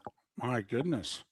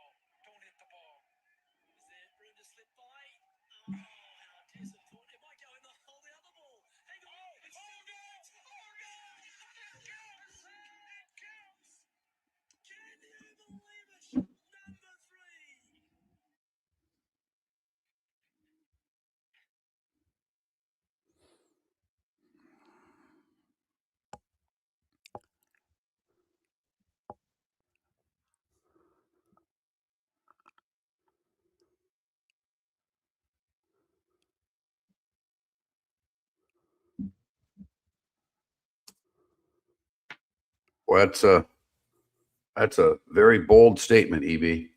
I would be the bank on that for you. I'd save you. Well, I mean, you could pay me the juice. I mean, they got to get to third in that division first. That's hard enough. I mean, you must think that the Chiefs are really going to collapse then.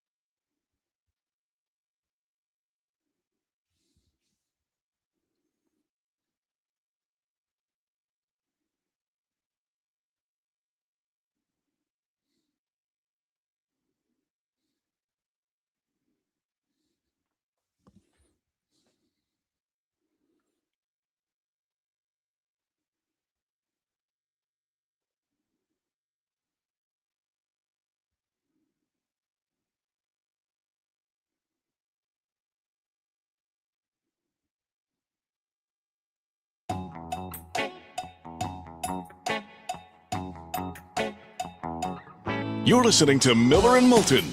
And now, here's Mark Miller and David Moulton. 21 minutes past the hour. Miller and Moulton, millerandmoulton.com, Miller_Moulton on X. 3 poll questions. 1, it's National PB&J Day. When's the last time you had one? 2, is it Burrito Day? Yeah, National Burrito Day, David. So your favorite Mexican dish? We give you 4 choices. We know there's more. And then we got talking. Rick Stroud, Tampa Bay Times, Bucks going to be asking for $1 billion from the Tampa Sports Authority and maybe even the county to, do some work on Ray J and improve the stadium. And can that get them a Super Bowl? And we wonder, do they need more capacity to get a Super Bowl? Because they're in the low 60s. And so Mark said, well, what if the NFL told them lose the ship, we'll give you a Super Bowl? So that's our question. The NFL said, lose the ship, we'll give you a Super Bowl. Would you lose the ship or would you keep it anyway? It's iconic. That's what we've heard. It's iconic. That Mark Like Miller, Rocky David IV. Miller_Moulton on X. We've been getting more of this in the last month or so than probably, David, I would almost say at any time since we've been doing mornings. A little bit of breaking news in the 9 o'clock hour.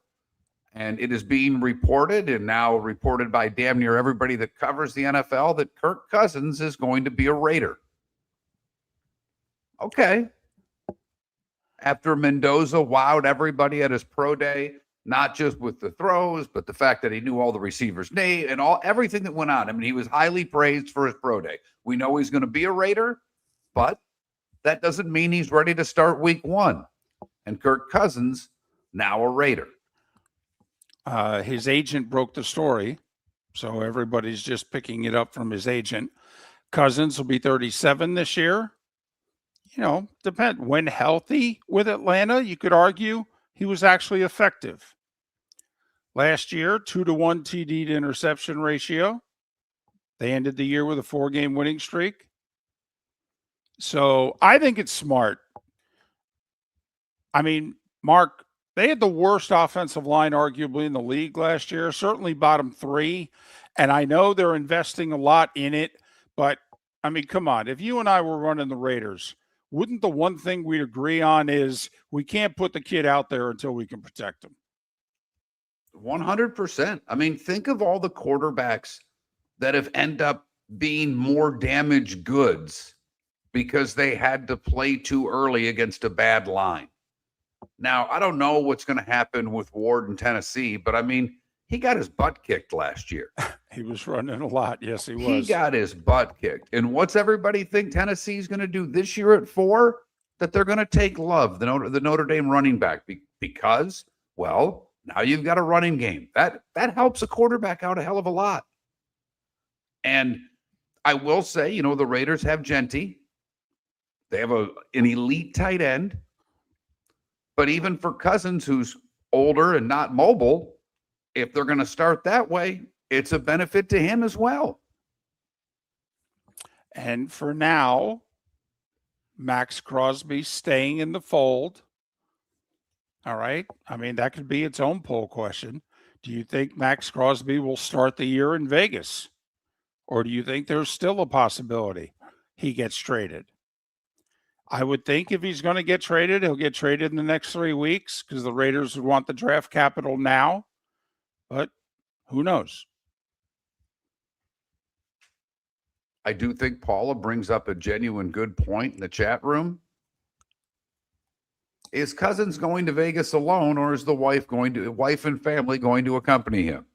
No, he's going to set up a residency, Mark, is what I think. It's going to be a little different than, some of the musical artists who are doing their residencies out there. But I think Kirk Cousins, I believe Okay, I know for a fact across the street there is a hotel. I think it's the Mandalay Bay. I think it's directly across the street. And it would not shock me at all if he's staying, across the street from where they play. How close is that to the nearest Supercuts? Don't know. I'd have to do some research. Well, I mean, I know what's important to him. Right. And haircut is important to him. But Or you is it come out Great of, Clips? I don't know which one it is. you One of come those out- chains. come out of the hotel, though, right or left, you're on the main drag. Okay, so, can't be that far.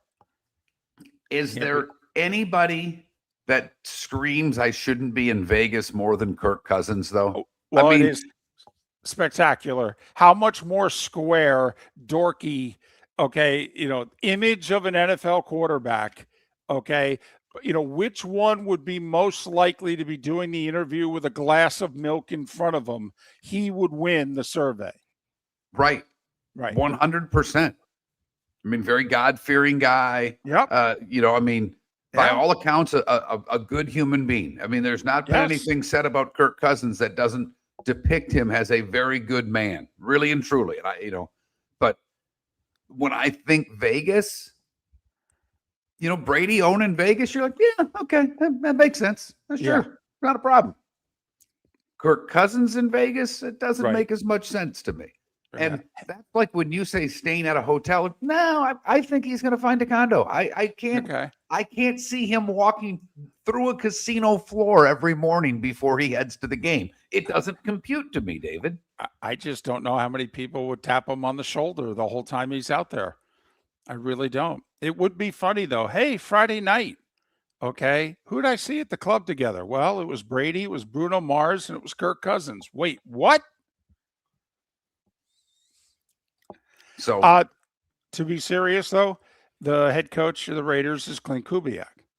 Before he was in Seattle, where was he? He was the quarterback coach with the Vikings for 3 years. Kirk Cousins was his quarterback all 3 years. I'm guessing, Mark, it's a comfortable part of the equation that at least Cousins he's going to know the offense, and he's got trust and faith in the head coach because he was his quarterback coach in Minnesota for 3 years.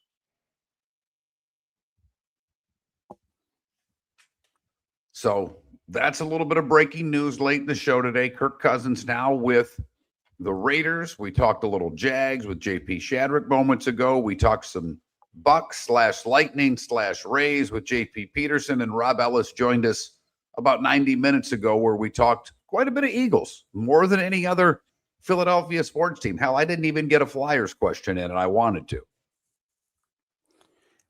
I do But think Rob thinks that AJ Brown is gone. He thinks that trade is going to happen. That was the last question we asked, and he still thinks that he ends up with New England for what it's worth. So what you were thinking, what we are thinking, is what Rob Ellis, who's in Philadelphia, is thinking as well.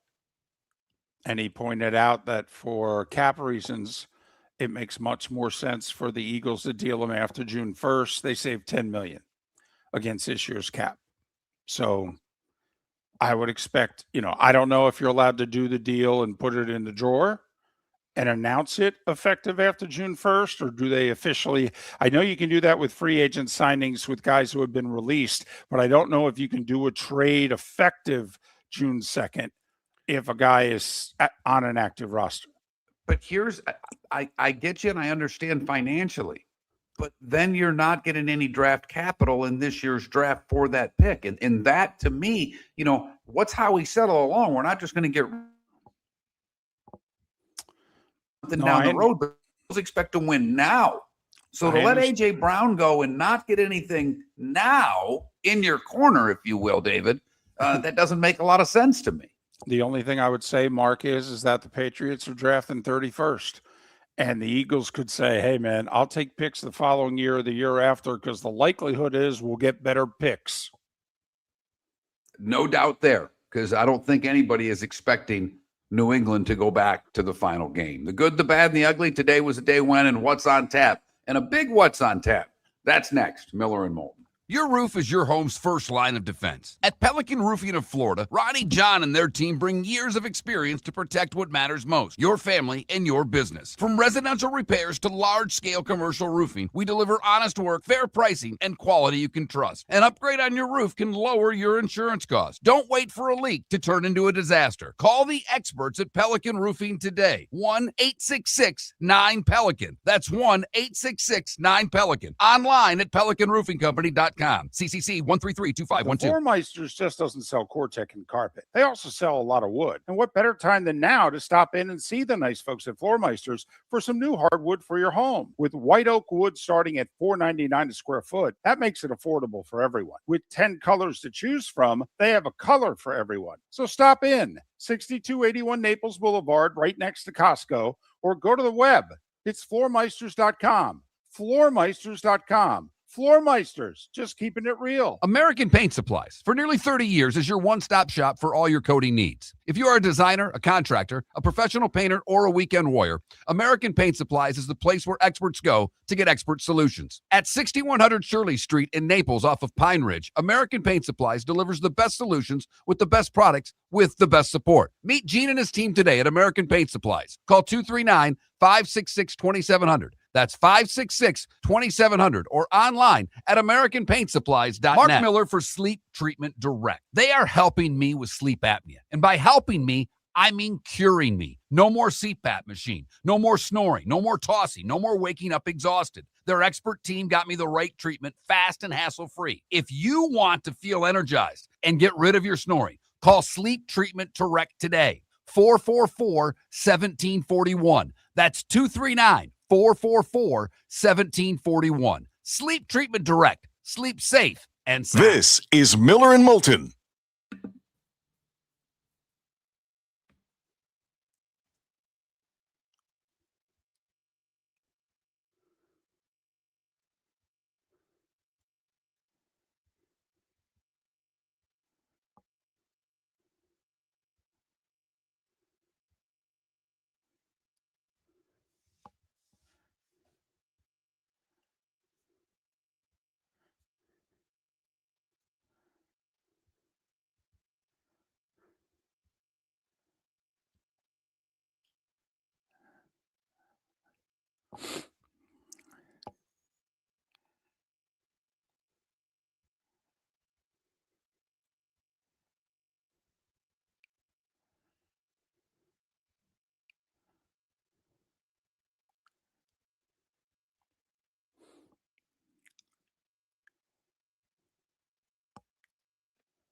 Boy, you're really going out on a limb there, Ambient.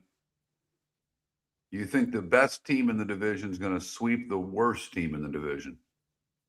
I'm telling you, and it's your team. I mean, these predictions you make are out there, dude. I got to give you credit. I mean, you just walked the plank on these predictions.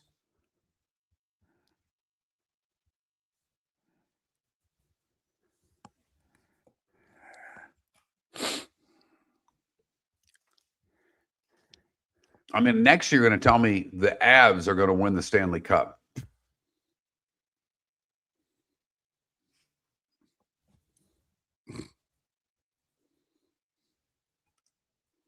If I had $1 for every time a Homer fan said their team was going to win X, I'd be a very rich man. That's what Homer fans do.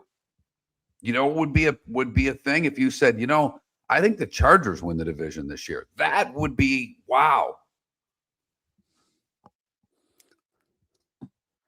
And I'd take that bet, Ambient. I'd take that bet. It's the worst odds of any team winning the Super Bowl or winning the Stanley Cup is going to be Colorado. I would take the field every time because they've got two great teams in their division. They should get, if they get through that, they should get through the other, but then they're going to have to play Tampa or Carolina. I mean,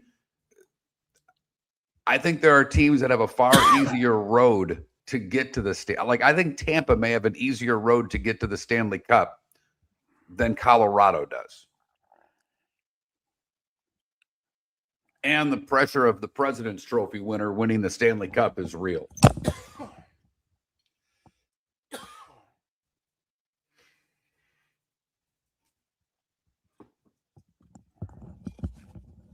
Oh, and you're admitting that the worst team in the history of baseball sucks. I mean, come on, dude. Seriously? No, you're being realistic. Come on. Ambient, come on, man.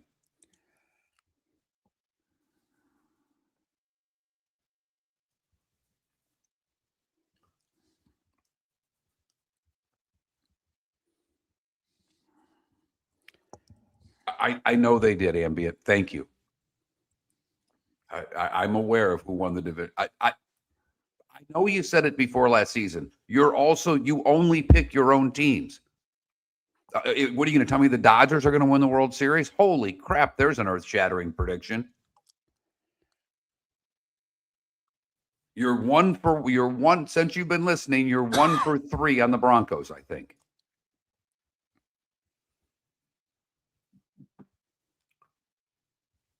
RCB, I'll tell you what, you give me Buffalo, Carolina, Colorado for Tampa. Would that be fun? That would be awesome. First round, they get Montreal. Well, they might not. They might end up winning the division.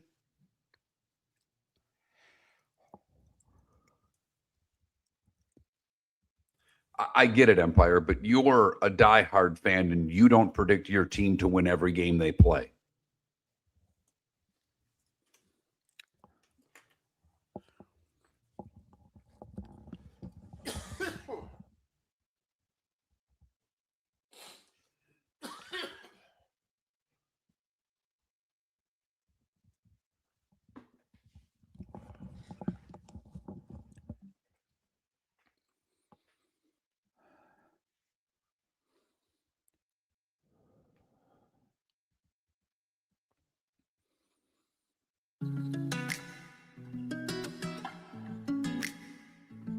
Welcome back to Miller and Moulton. Text the guys what's in your mind at 21,000.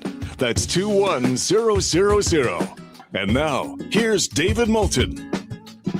22 minutes till we're out of here on this first Thursday of April.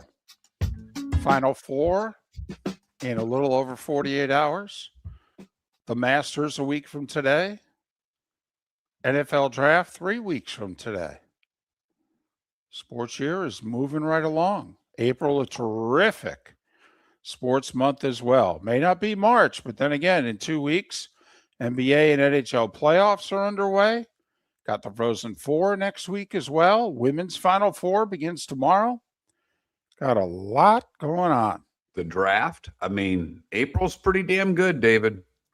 It really is. And obviously, we're a little past the starting point in baseball, so things get cooking in that sport as well. So nothing wrong with April in sports. I will say it's funny, you mentioned the Masters a week from today, obviously.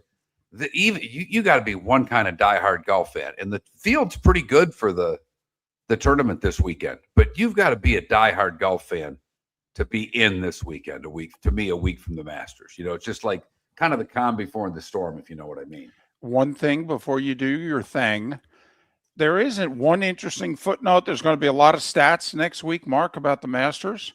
But I guess it's like, I don't know, 22 of the last 25 winners played within 2 weeks of the Masters.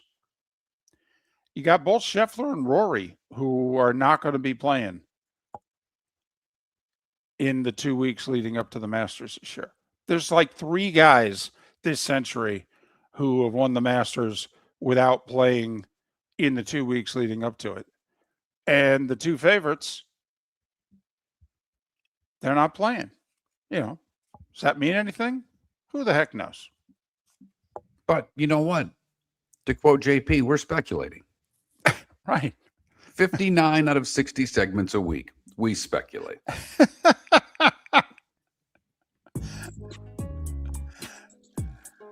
It's that time again, nearing the end, but not quite there yet. Here's Mark Miller with Today Was the Day When. All right, where do we start today? Probably should get to the top of the page, shouldn't I? Ponce de Leon claims Florida for Spain today in 1513. 1792, Congress passes. Wow. Congress passes the Coinage Act, establishing the U.S. Mint as the federally authorized producer of the nation's coin currency. Big premiere today in 1800, David. Beethoven's Symphony No. 1. That was a tough ticket. I mean, StubHub, SeatGeek, they were rocking on that. In fact, the guy out front was even getting big prices for the tickets. I mean, we talk about what they pay for recruits now. I mean, was he a 6-star? Ooh, absolutely. Absolutely. Today in 1866, President Andrew Johnson ends the Civil War in most every state. I think there was like one that held on. A couple of things happened today in 1877. Really not that significant, but fun nonetheless. The first Easter egg roll was held on the White House lawn. And Matilda Richter, known as Zazel, was the first ever human cannonball today in 1877. She was 14. Today in 1917, Woodrow Wilson asked Congress to declare war against Germany. Johnny Weissmuller became Tarzan the Ape Man today in 1932, the first of his 12 Tarzan films. Dwight D. Eisenhower assumes command of NATO today in 51 as the Supreme Allied Commander. It's a hell of a title, by the way. I mean, as far as titles go, that's pretty tough. 1964, the Beach Boys record their first #1 hit, I Get Around. They would also fire their manager, who happened to be the father of 3 of the band members. Murray Wilson, fired by his son, Brian Wilson. Makes Thanksgiving awkward. It does. One of David's favorite little-known fun facts, one that people get wrong more than they get right. Today in 76, the Oakland Athletics traded 2 members of their World Series team. Ken Holtzman was one, the other was Reggie Jackson. They went to Baltimore. For Don Baylor, Mike Torres, and Paul Mitchell. Fleetwood Mac's Rumors goes #1 today in 77. Dallas premiered on CBS as a 5-week miniseries today in 78. It would lead to a 13-year run. Gretzky becomes the youngest to score 15. He did it at the age of 19 years old today in 1980. We mentioned Georgetown losing yesterday. It was today that they beat Houston for the championship in 84.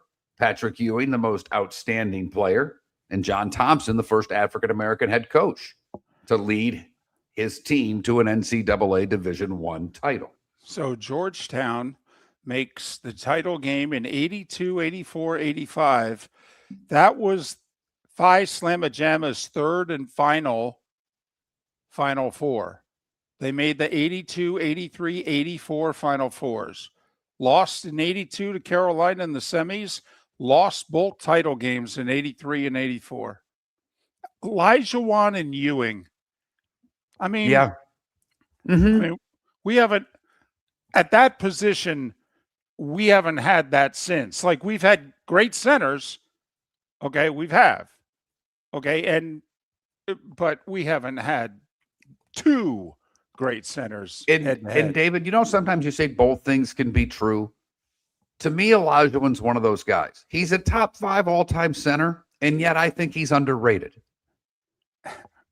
Like, I don't think he gets nearly the credit he deserves for how great he was as a player. Well, there's people in the chat room who are big NBA folks, and one of them's a huge Nuggets and Jokic fan. And, he wants to know where Jokic is ranked all the time. And you and I both say, well, he ain't ahead of Olajuwon. He ain't top 5 to me. Right. He ain't. Right. I mean, I'm sorry. He's a turnstile on defense. I'll say he's top 3 on offense. But anyway, when we talk, and he asks, well, who's ahead of him? And, you mentioned you go Wilt and you go Kareem and, obvious one, Shaq. Okay. But then you go Akeem. And to a whole generation of fans that go, wait, what? Yeah. Should have saw him play. Arguably the best footwork of any big man that's ever played the game. '85, the NCAA adopts the 45-second shot clock. And then a year later, they put the 3-point shot in. So the NCAA was busy in the 80s with hoop. Today in 1990, UNLV just wins and wins big. Their first title. They won by 30, beating Duke in Denver, and then met in the semis the next year. And everybody thought it'd be a repeat performance. And Duke was a year older and played like it. Today in 92, the Teflon Don no more. Gotti goes down, found guilty of 5 murders, conspiracy to murder, loan sharking, gambling, obstruction, bribery, tax evasion. You name it, they got him this time, finally. Blah, blah, blah, blah. Connecticut wins their first title on the women's side today in 95. And they were undefeated, first undefeated team since the 86 Texas team.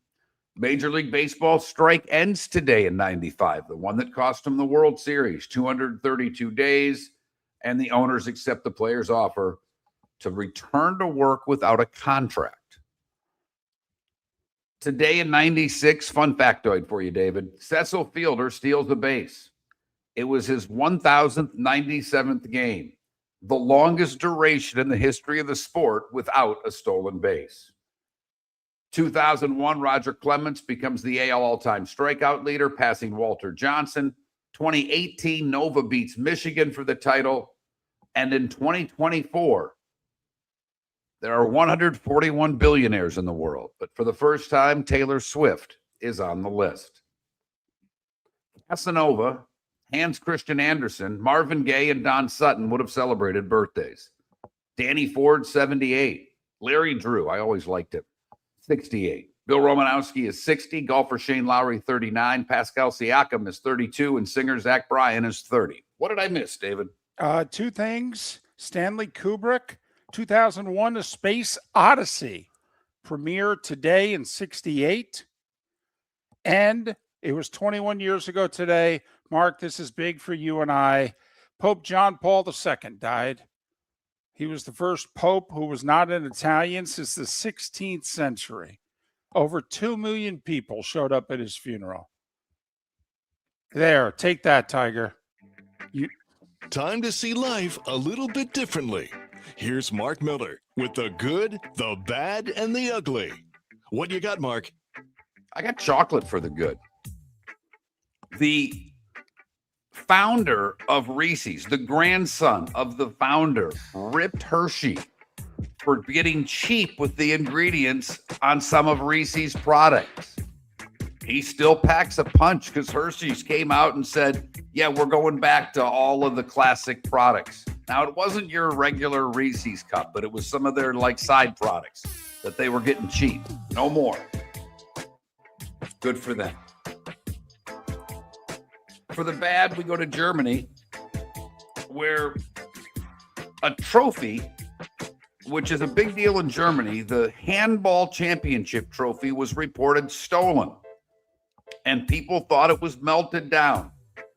4 months later, they found it in the winning team's basement in a storage closet.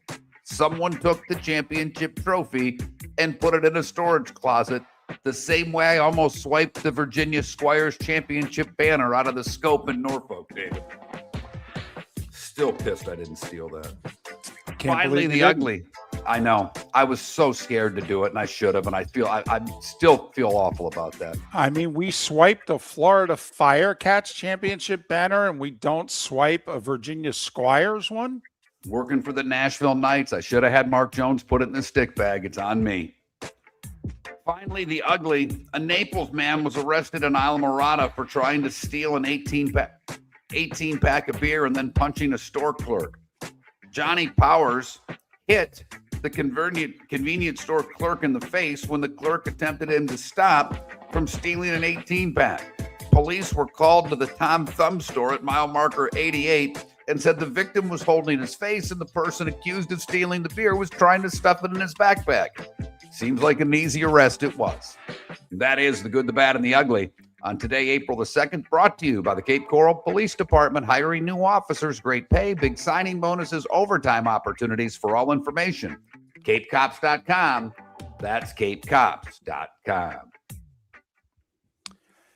Only 3 baseball games today. There were supposed to be 4, but the White Sox home opener was postponed before the day began due to weather. They'll make it up tomorrow. So Twins and Royals this afternoon in Kansas City. Tonight, Mets in San Fran against the Giants. Braves in Arizona against the Diamondbacks. That's it. Meanwhile, you want action? Let's talk hockey. 14 games. Tampa's home for Pittsburgh. Florida's home for Boston. Buffalo's at Ottawa. I mean, we could take 20 minutes describing the playoff ramifications for just about every team. Big one for you, Mark. Must win. I think the loser is officially eliminated between Detroit at Philly. Columbus is at Carolina. You could argue the biggest game of the night is Nashville and Los Angeles against the Kings, 2 of the 3 teams that are separated by a point for the final playoff spot out west. And San Jose, back in action tonight. They're the 3rd team. That's a point apart between San Jose, Nashville, and Los Angeles. But 14 NHL games. And David's right. Damn near every single one of them has something to do with the playoffs. I mean, the league's got it dialed in right now because the West, for the wild card, has come back into play with a bunch of teams closing in. Tough for me to say a team's eliminated tonight unless it's regulation losses. And, I mean, there's just so many points given out in that league. But you're right. Teams that win in regulation right now, it's huge for them and just horrific for those that lose in regulation. Quickly, Mark, you and Rick Church go head-to-head tonight at 7 o'clock on Amazon, T-Wolves and Pistons. The first of the doubleheader on Amazon, the 9:30 games, the Lakers and OKC. Pretty good double dip. And Spurs on the road at the Clippers. So, I mean, the Spurs still have a shot. They're only 2 back. So, I mean, they still have a shot at not only winning the conference, but first overall. They've been playing terrific basketball lately. Wemby's been awesome. And Spurs own the tiebreak because they've won the season series. I believe that's the first tiebreak is head-to-head. Friday edition of Miller and Moulton. Join us tomorrow, 6 a.m. The Cape Coral Police Department is growing, and they want you to be a part of it. They're hiring new officers. Starting pay is between $74,000 and $90,000, depending on your experience. And with a $10,000 hiring bonus, you could be making $100,000. Enjoy paid holidays, off-duty details, plenty of OT opportunities. They're also hiring dispatchers and professional staff. So go to capecops.com. Capecops.com. Be brave, be best, be Cape. Mark Miller for Sleep Treatment Direct. They are helping me with sleep apnea. And by helping me, I mean curing me. No more CPAP machine. No more snoring. No more tossing. No more waking up exhausted. Their expert team got me the right treatment, fast and hassle-free. If you want to feel energized and get rid of your snoring, call Sleep Treatment Direct today. 444-1741. That's 239-444-1741. Sleep Treatment Direct. Sleep safe and The sound. Floormeisters just doesn't sell Cortec and carpet. They also sell a lot of wood. And what better time than now to stop in and see the nice folks at Floormeisters for some new hardwood for your home. With white oak wood starting at $4.99 a square foot, that makes it affordable for everyone. With 10 colors to choose from, they have a color for everyone. So stop in, 6281 Naples Boulevard, right next to Costco, or go to the web. It's floormeisters.com. Floormeisters.com. Floormeisters, just keeping it real. American Paint Supplies, for nearly 30 years, is your one-stop shop for all your coating needs. If you are a designer, a contractor, a professional painter, or a weekend warrior, American Paint Supplies is the place where experts go to get expert solutions. At 6100 Shirley Street in Naples off of Pine Ridge, American Paint Supplies delivers the best solutions with the best products with the best support. Meet Gene and his team today at American Paint Supplies. Call 239-566-2700. That's 566-2700 or online at AmericanPaintSupplies.net. NBA Commissioner Adam Silver will visit Lee County in April as he is recognized by the Edison Awards as their Achievement Award honoree. His recognition not only highlights his leadership within professional sports, but also his broader influence on business, technology, and social responsibility. The Edison Awards recognize thought leadership from around the globe, making Silver's visit a significant moment for Lee County. Visit EdisonAwards.com for event details and tickets. Lee County, building a better community through business, sports, and tourism. Your roof is your home's first line of defense. At Pelican Roofing of Florida, Ronnie John and their team bring years of experience to protect what matters most, your family and your business. From residential repairs to large-scale commercial roofing, we deliver honest work, fair pricing, and quality you can trust. An upgrade on your roof can lower your insurance costs. Don't wait for a leak to turn into a disaster. Call the experts at Pelican Roofing today. 1-866-9-PELICAN. That's 1-866-9-PELICAN. Online at PelicanRoofingCompany.com. CCC 1332512. This is Miller and Moulton. All right, Rick. Thanks, man. You bet, Marco.